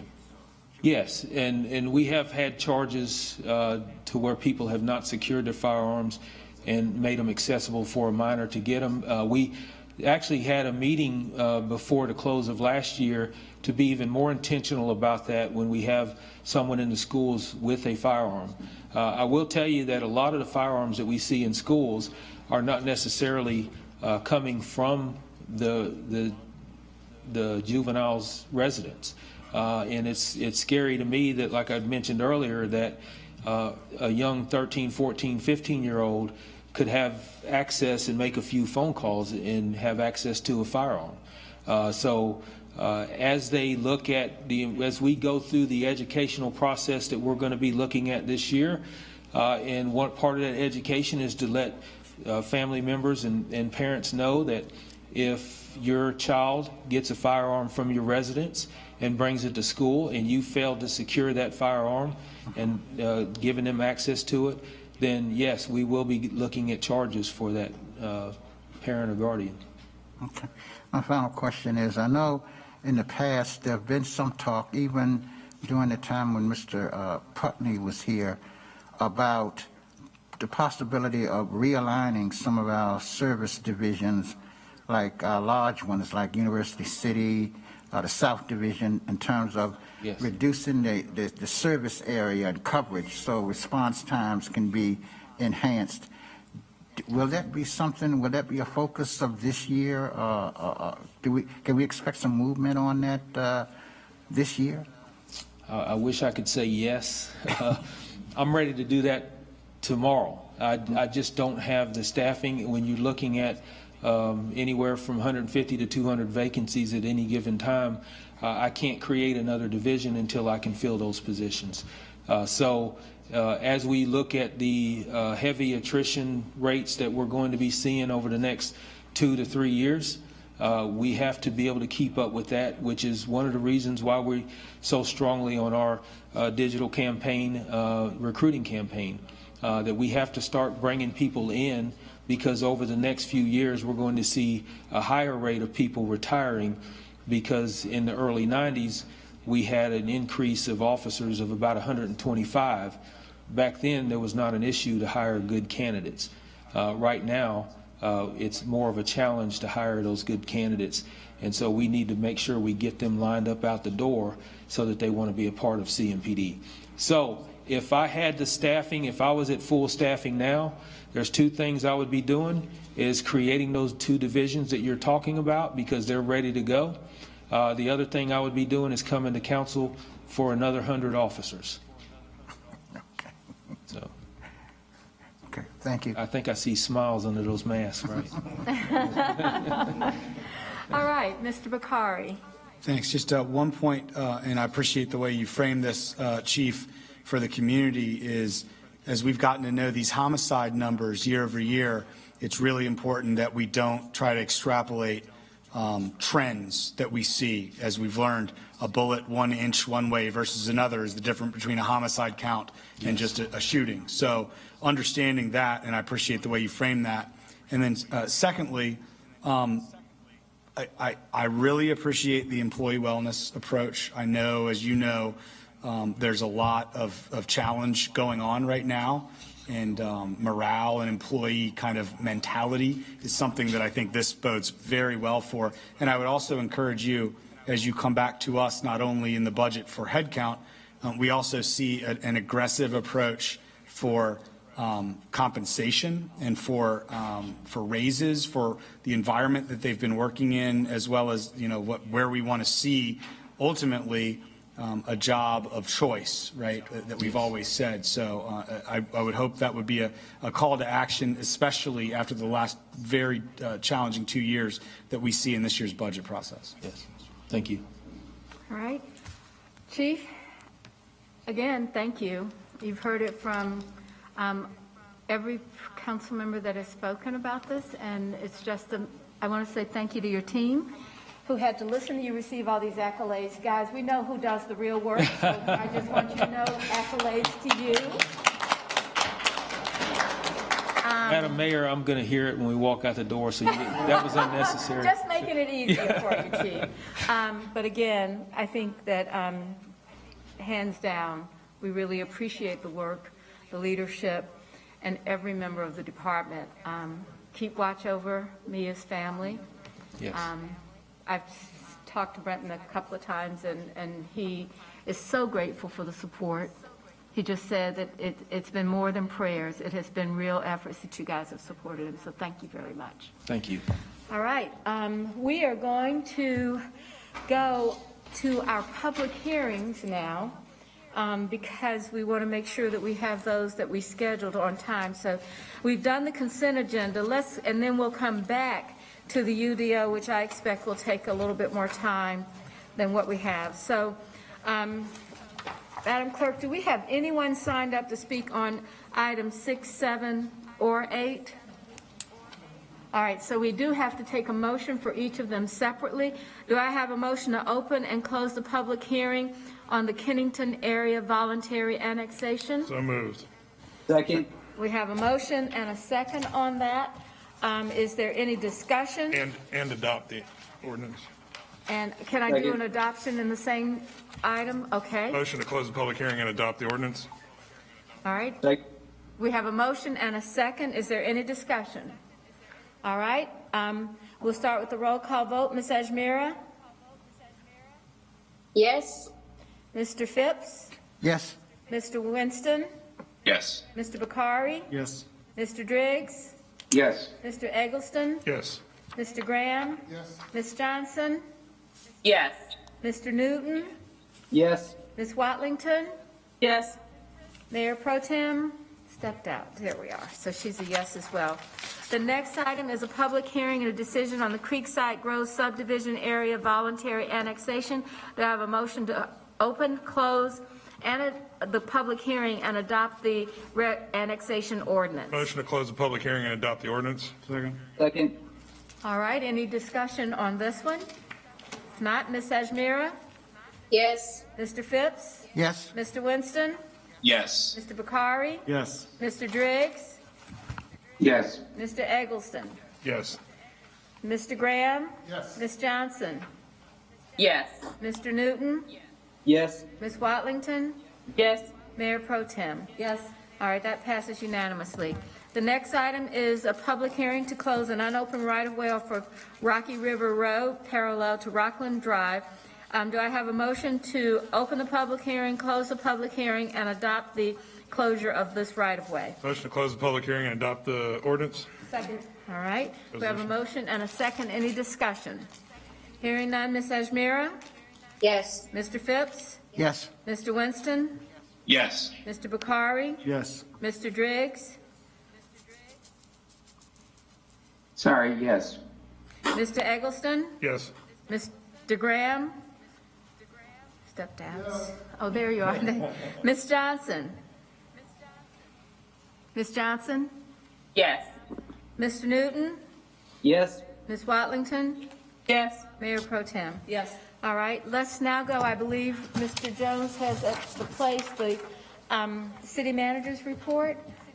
Is this it? Yes, so, Mayor and Council, I've just provided you with the 30-day memo, And if there are no questions about the memo, we do have the UDO.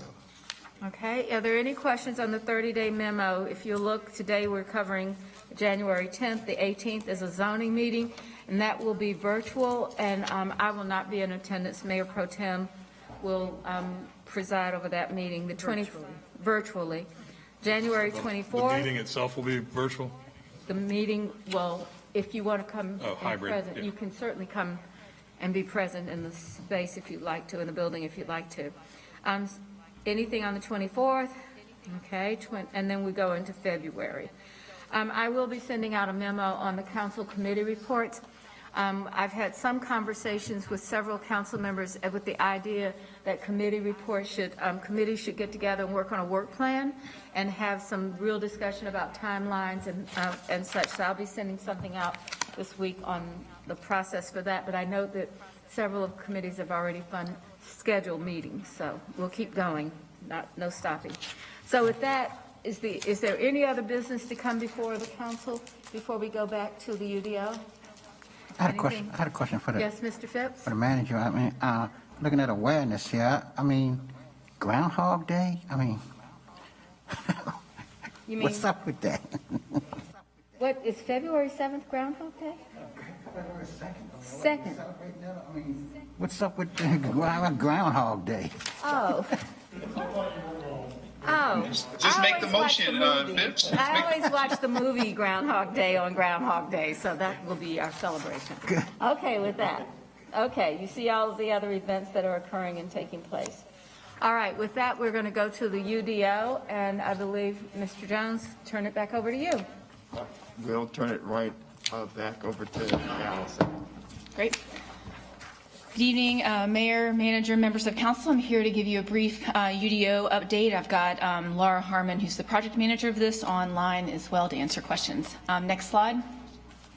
So you've seen this schedule a number of times in the policy map presentations as well as CDOTs in the UDO. And looking closely at the UDO specifically, right now the schedule proposes comments being due on January the 14th and the issuance of a second draft of the UDO in March. Next slide.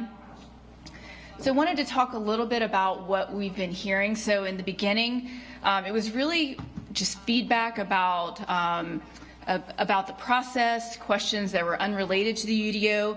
We started to get some comments about clarifications and trying to understand what was in the document and some misinterpretations even.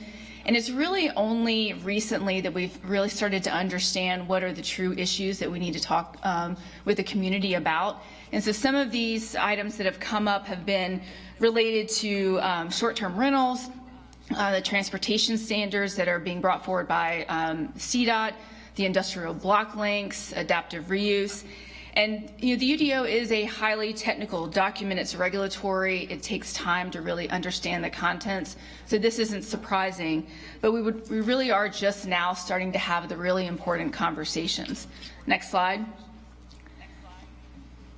So what we're proposing to do at this time is to extend the comment window for the UDO through March to allow the community this important time for these conversations, for this dialogue to occur. And so we leave this open for another really 2 months and then issue the second draft. Instead of in March, we would issue that in May. This still proposes the same schedule for adoption by council in July that we had before. Next slide.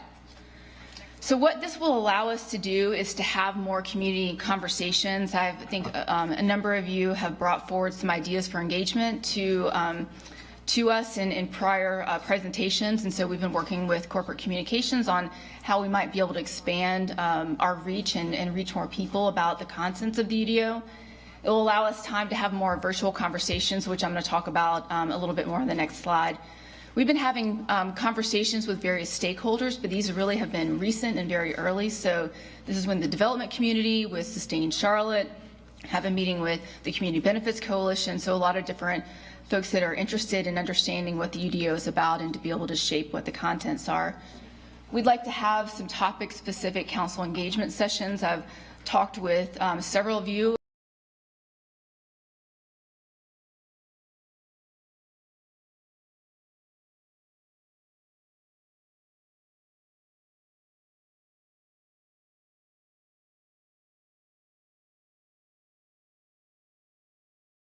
tending to align with the areas where we're seeing some activity and comments. So as an example, the neighborhood zoning districts, we had a lot of participation as well as a lot of views for that video online.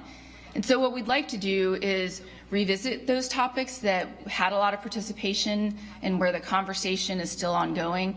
So the neighborhood zoning districts being an example, trees being another, and then start to have conversations on those topics that are emerging as ones that are warranting additional dialogue. So one of the ones I think we will be scheduling within the next couple of weeks will be on short-term rentals to have that conversation. Next slide. The economic impact analysis, as I mentioned, is ongoing. January 20th to the 21st is really where we start to see work products from the two consultants. So as a reminder, we have two different consultants that are working on this. One is Matt Prosser, who you've seen a number of times as it relates to the fiscal impact analysis and the economic impact analysis. And so he's doing the financial piece of this, so really working with the development community and looking at costs and revenues and how this may change as a result of the proposed regulations in the UDO.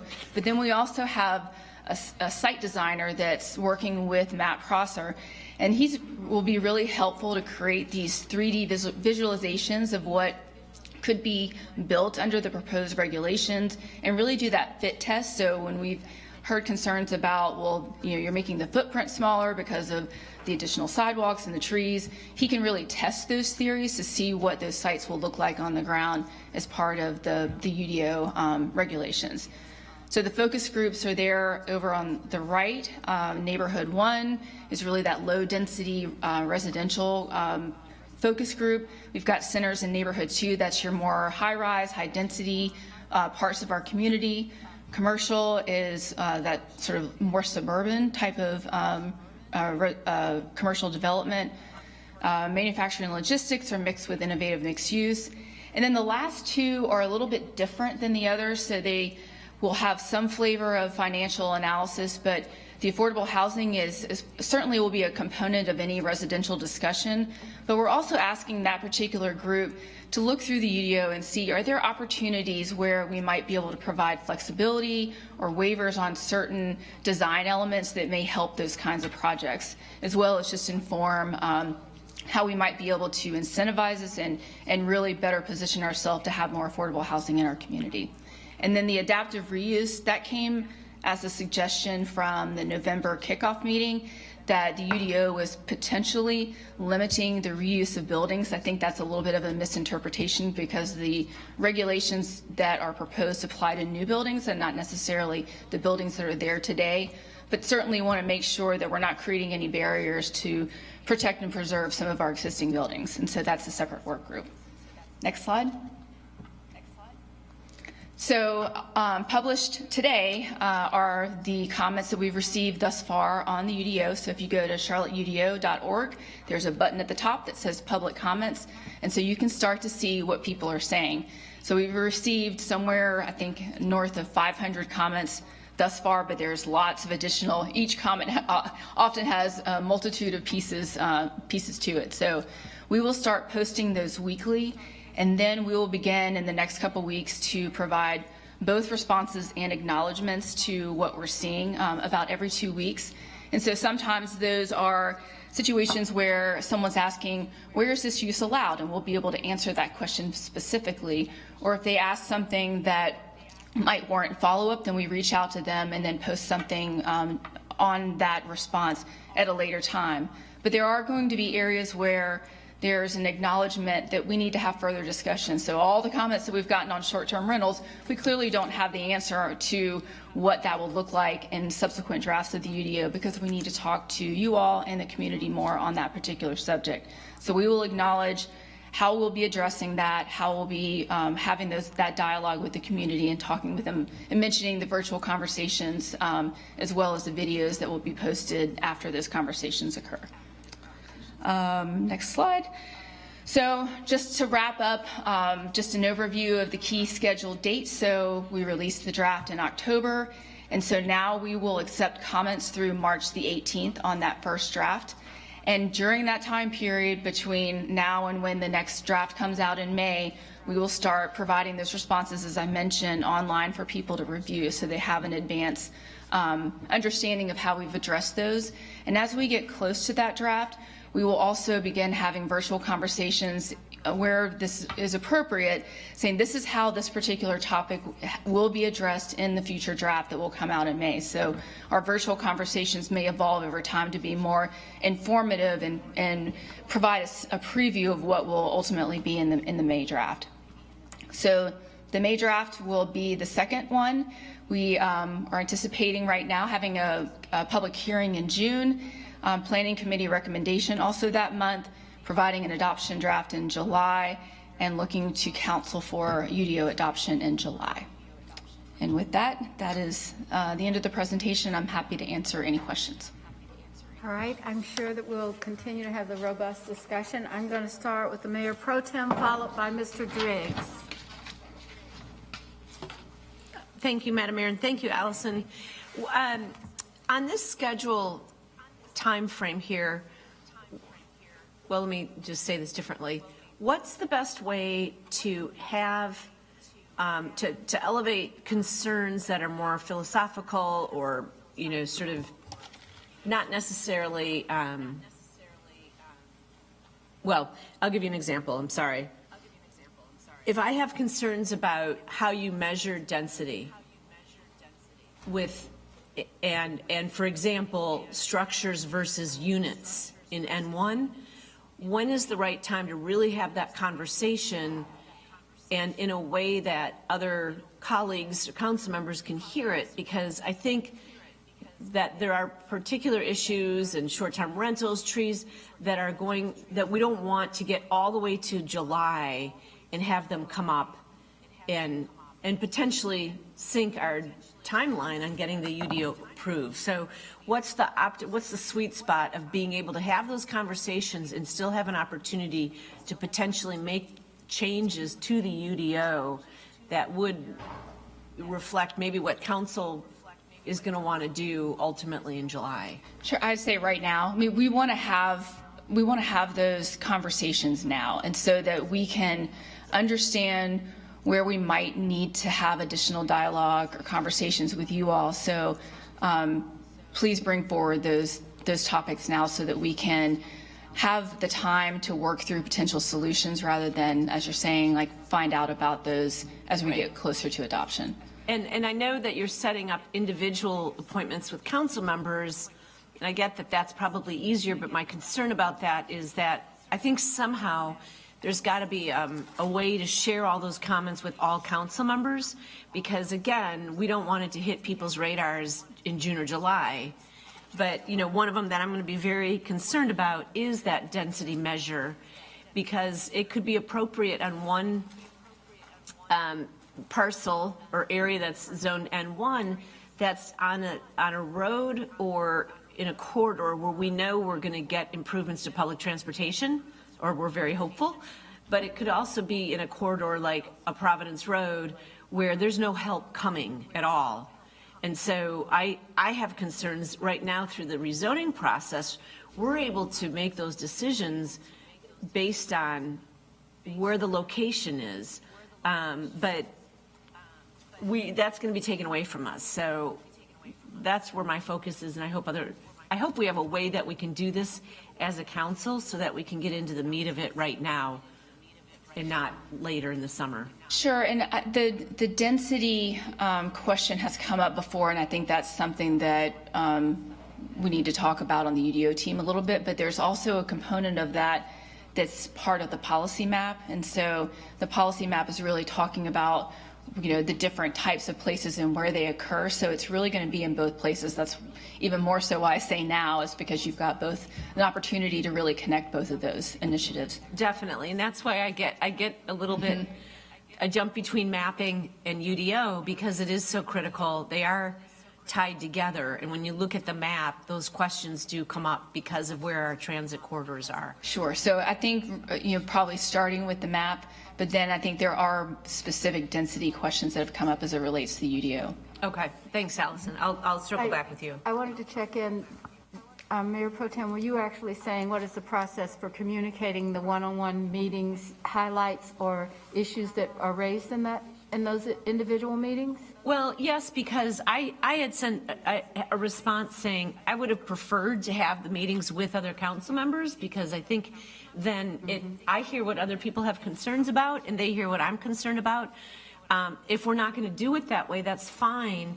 But somehow those all have to be aggregated so that we all, the 11 or 12 of us, can see what each other has concerns with. This is the first time that I'm hearing that people are talking about the short-term rental issue. It just hasn't been my primary focus. But I want to know as much as possible about that now and not wait till June or July and say, oh gosh, we should have, done something about that. So with regards to everybody's issues, we've got to have a way to a platform that we can see all of that together. Mr. Jones? Yes, Mayor Pro Tem, we'll make sure we do that. One of the things that we've learned recently in some of these, I don't know if we call them 4x4s, but group meetings, is that not everybody's comfortable. So we figured that it's best to give everybody a concierge service. And what you've added is to make sure that we're able to share that amongst you, and we can do that right now. Sure. Okay, yes. Okay. Anything else? No, thank you. All right, Mr. Driggs, followed by Ms. Ajmira. Thank you, Madam Mayor. And Allison, I'm really encouraged by what you told us in terms of allowing some more time. And I also see that certain issues are being acknowledged that really need to be addressed. So I appreciate that as well. On this density issue that the Mayor Pro Tem mentioned, what we've seen in some of our rezoning already is proposals for density that exceed our existing framework and with appeal to the 2040 plan.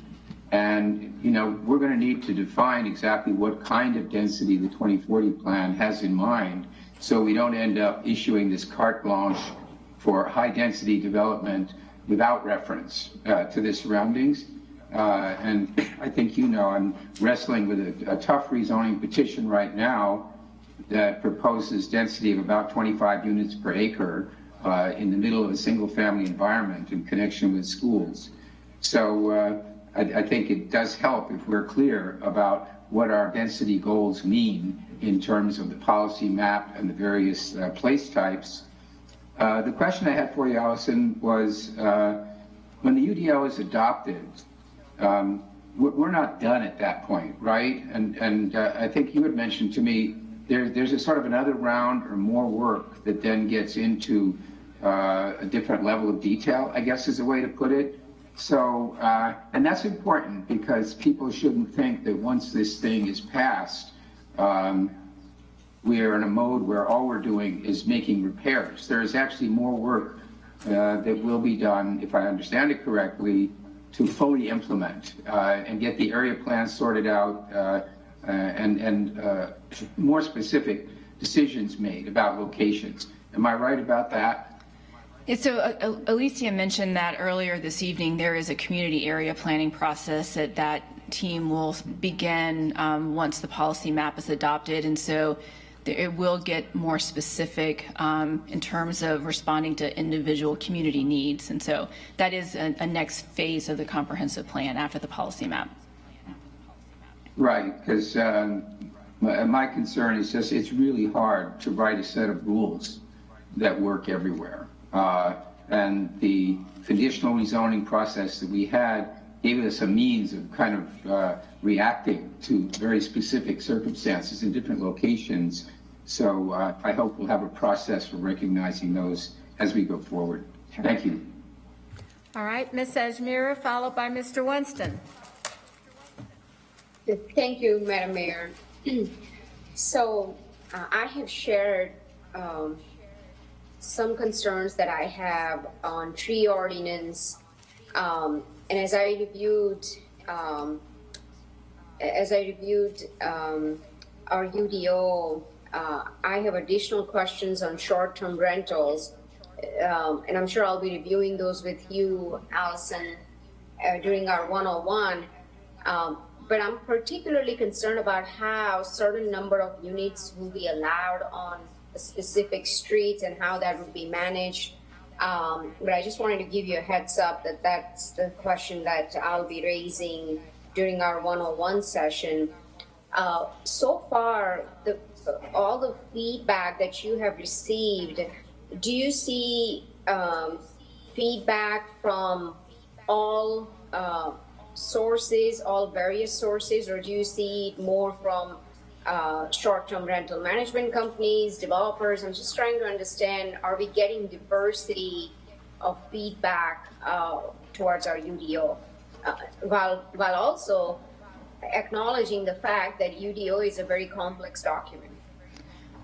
Sure. We've gotten feedback from whether it's residents having concerns about them or those that have Airbnbs or other, and they are concerned about the spacing requirements. So the responses have been really from all sides of it, and it's very clear that we need to have some additional conversations on the topic. Great. Well, I look forward to reviewing those in depth with you. And I just want to also give a shout out to our team Porter, our city arborist. I've had multiple conversations with him just to understand tree ordinance, and I certainly appreciated his patience to walk me through the tree ordinance. So I appreciate the planning staff's patience as we get up to speed on this. Absolutely. You know, Tim's a great asset for our city. All right, thank you. Mr. Winston? Thank you.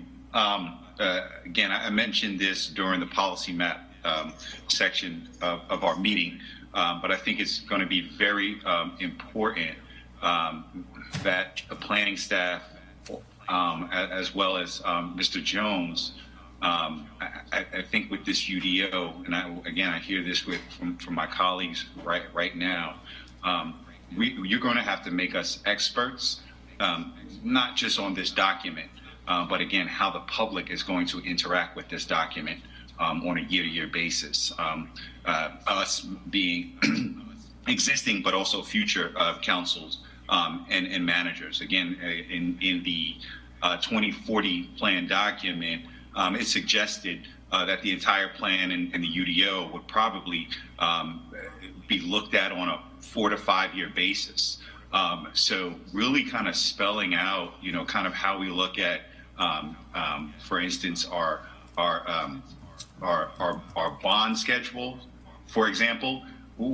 I think City Council should be experts on understanding how we will interact year to year with this document, so that as many of my colleagues have suggested, if we don't necessarily get this right or something pops up at the end, we are not considering delaying something because we don't have the understanding of how we will continue to work with this living document. I really, I think that is so important, and I think that is a part and parcel of this UDO process. I think it's just as important as the substance of this document. If Allison or Mr. Jones have any response to that, I welcome it, but you can also just take it as a comment.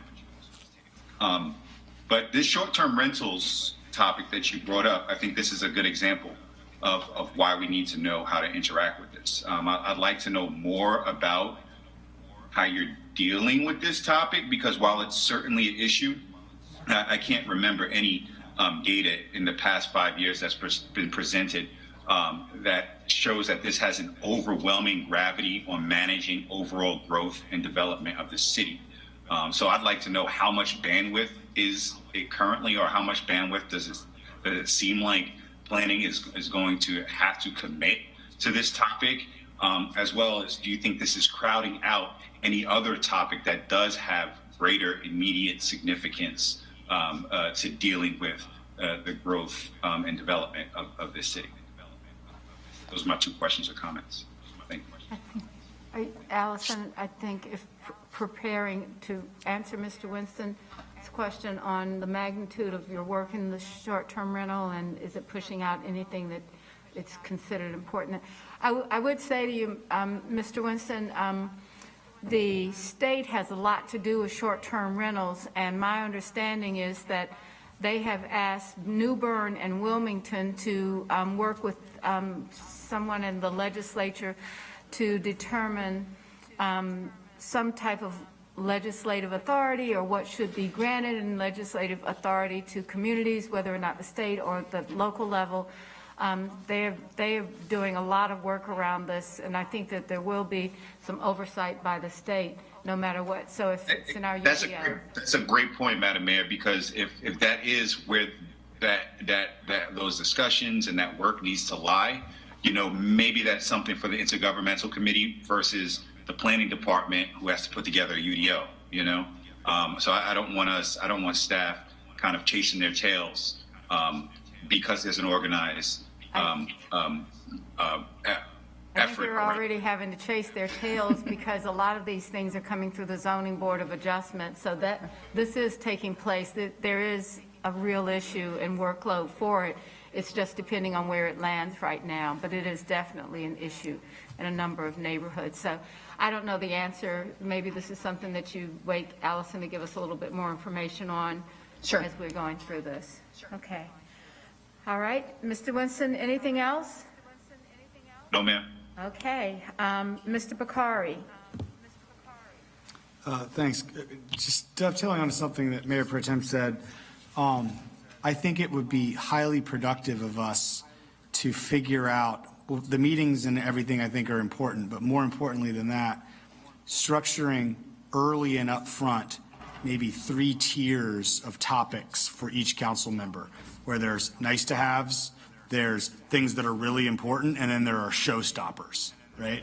And if we get that out now, and clearly that can evolve a little as we all learn more, like for me right now, there are 3 items that could be showstoppers, but if those get solved, then everything else is, fixable or acceptable enough where I could be a yes vote on it. And those 3 are really simply, if the economic analysis, impact analysis, still is at the same level of flawed assumptions where it assumes certain construction prices all around town, something we identified months ago, and if that doesn't get an iteration or several others so that we truly understand the affordability component of having duplexes and triplexes, that's a problem for me.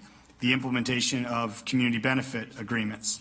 And 3, how we approach density, not in the individual single family lots like we have spent 95% of our time, but in the large commercial, tall and wide and dense projects that are in this document and under this ordinance. So for me, at this point, in my understanding, those are the 3 areas that are the showstoppers for me, unless they're kind of addressed in specific ways. I think if we all do that, and then we all get on that same page, it doesn't necessarily matter that we all meet together all the time. It just matters that staff understands that's on our list. At the end of the day, if one of mine that's a showstopper for me can't be solved, that's okay. At least we know and where we're tracking, and it isn't some kind of surprise at the end. So that would be my suggestion. I think that's a great suggestion. The no surprise is what I think is absolutely essential for us to take all of this time and the work and effort and energy that's being put into this. There has got to be a candid willingness on this council to state what is, as Mr. Bakari said, all the way from the nice to haves to you, there's no way in heck you're going to get me to vote for this thing.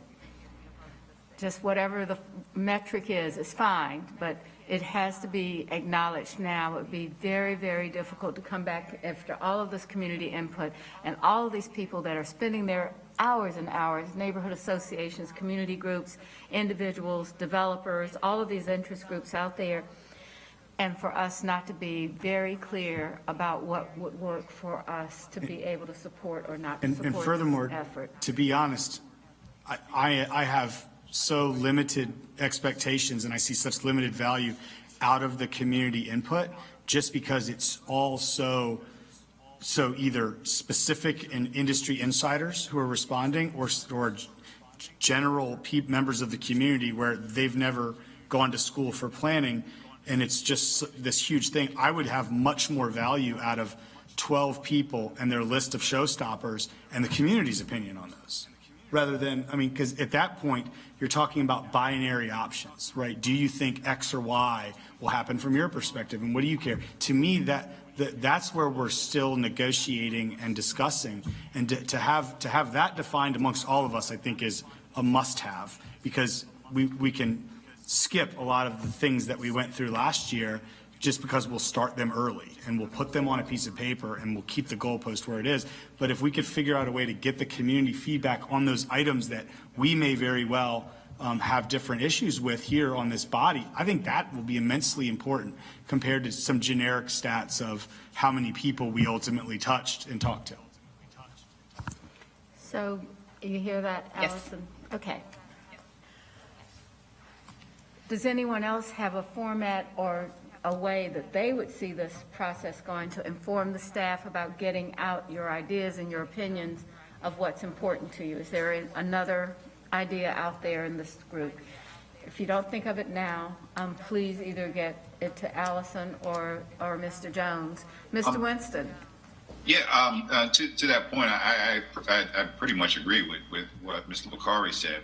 I think, if we kind of look towards, what you're doing with literature, like, can you come back with us and on different touch points with themes, maybe on a bi-weekly basis? I don't want to, kind of lay it out right now, but what are the themes that are being brought up? Like, for instance, this short-term rental thing. It was insightful, not just for me, but I can tell from my colleagues, for us to understand that this is one of the most important things that you're getting feedback from right now. Now that allows us to ask our own questions, to put it into our kind of, as Mr. Bakari said, how important is this to us? What do I know? What don't I know? And how do I communicate that? So even if it's not that detailed, very specific, drilled in quantitative data, what are the qualitative themes that we're seeing week to week or meeting to meeting? I think that could be really effective in this. I would agree. However you see it sketched out, please communicate it to Allison.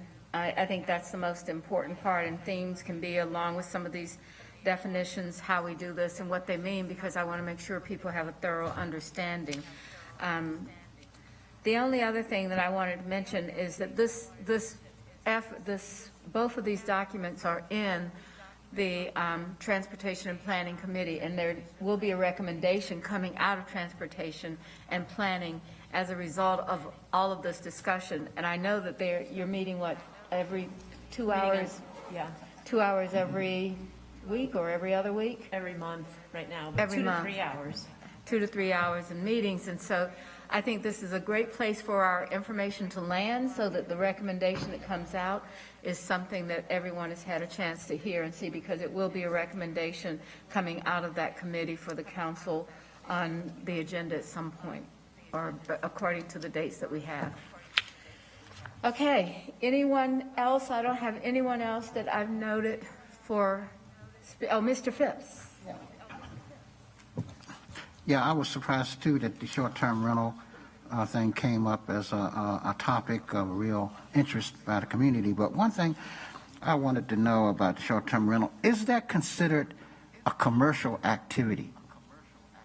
That's a great question, and I'd probably have to defer to Laura, because there's different ways in which they're addressed in the UDO and where they're landing. So if she is on, I may ask her to answer that.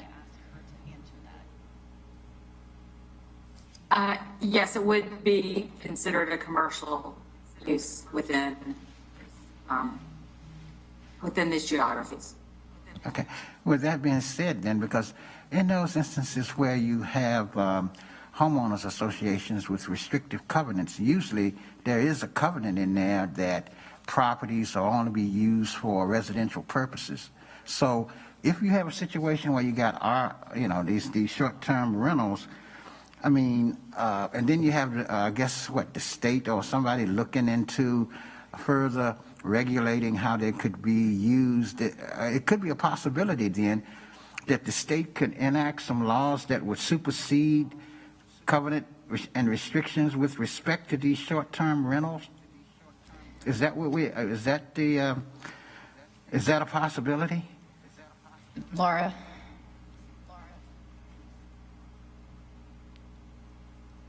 I guess anything's a possibility if it was written into state law. We know that it's likely the legislature's going to be into this again this year, so we'll wait and see. But our zoning regs, short of something done by the state, would not override Correct.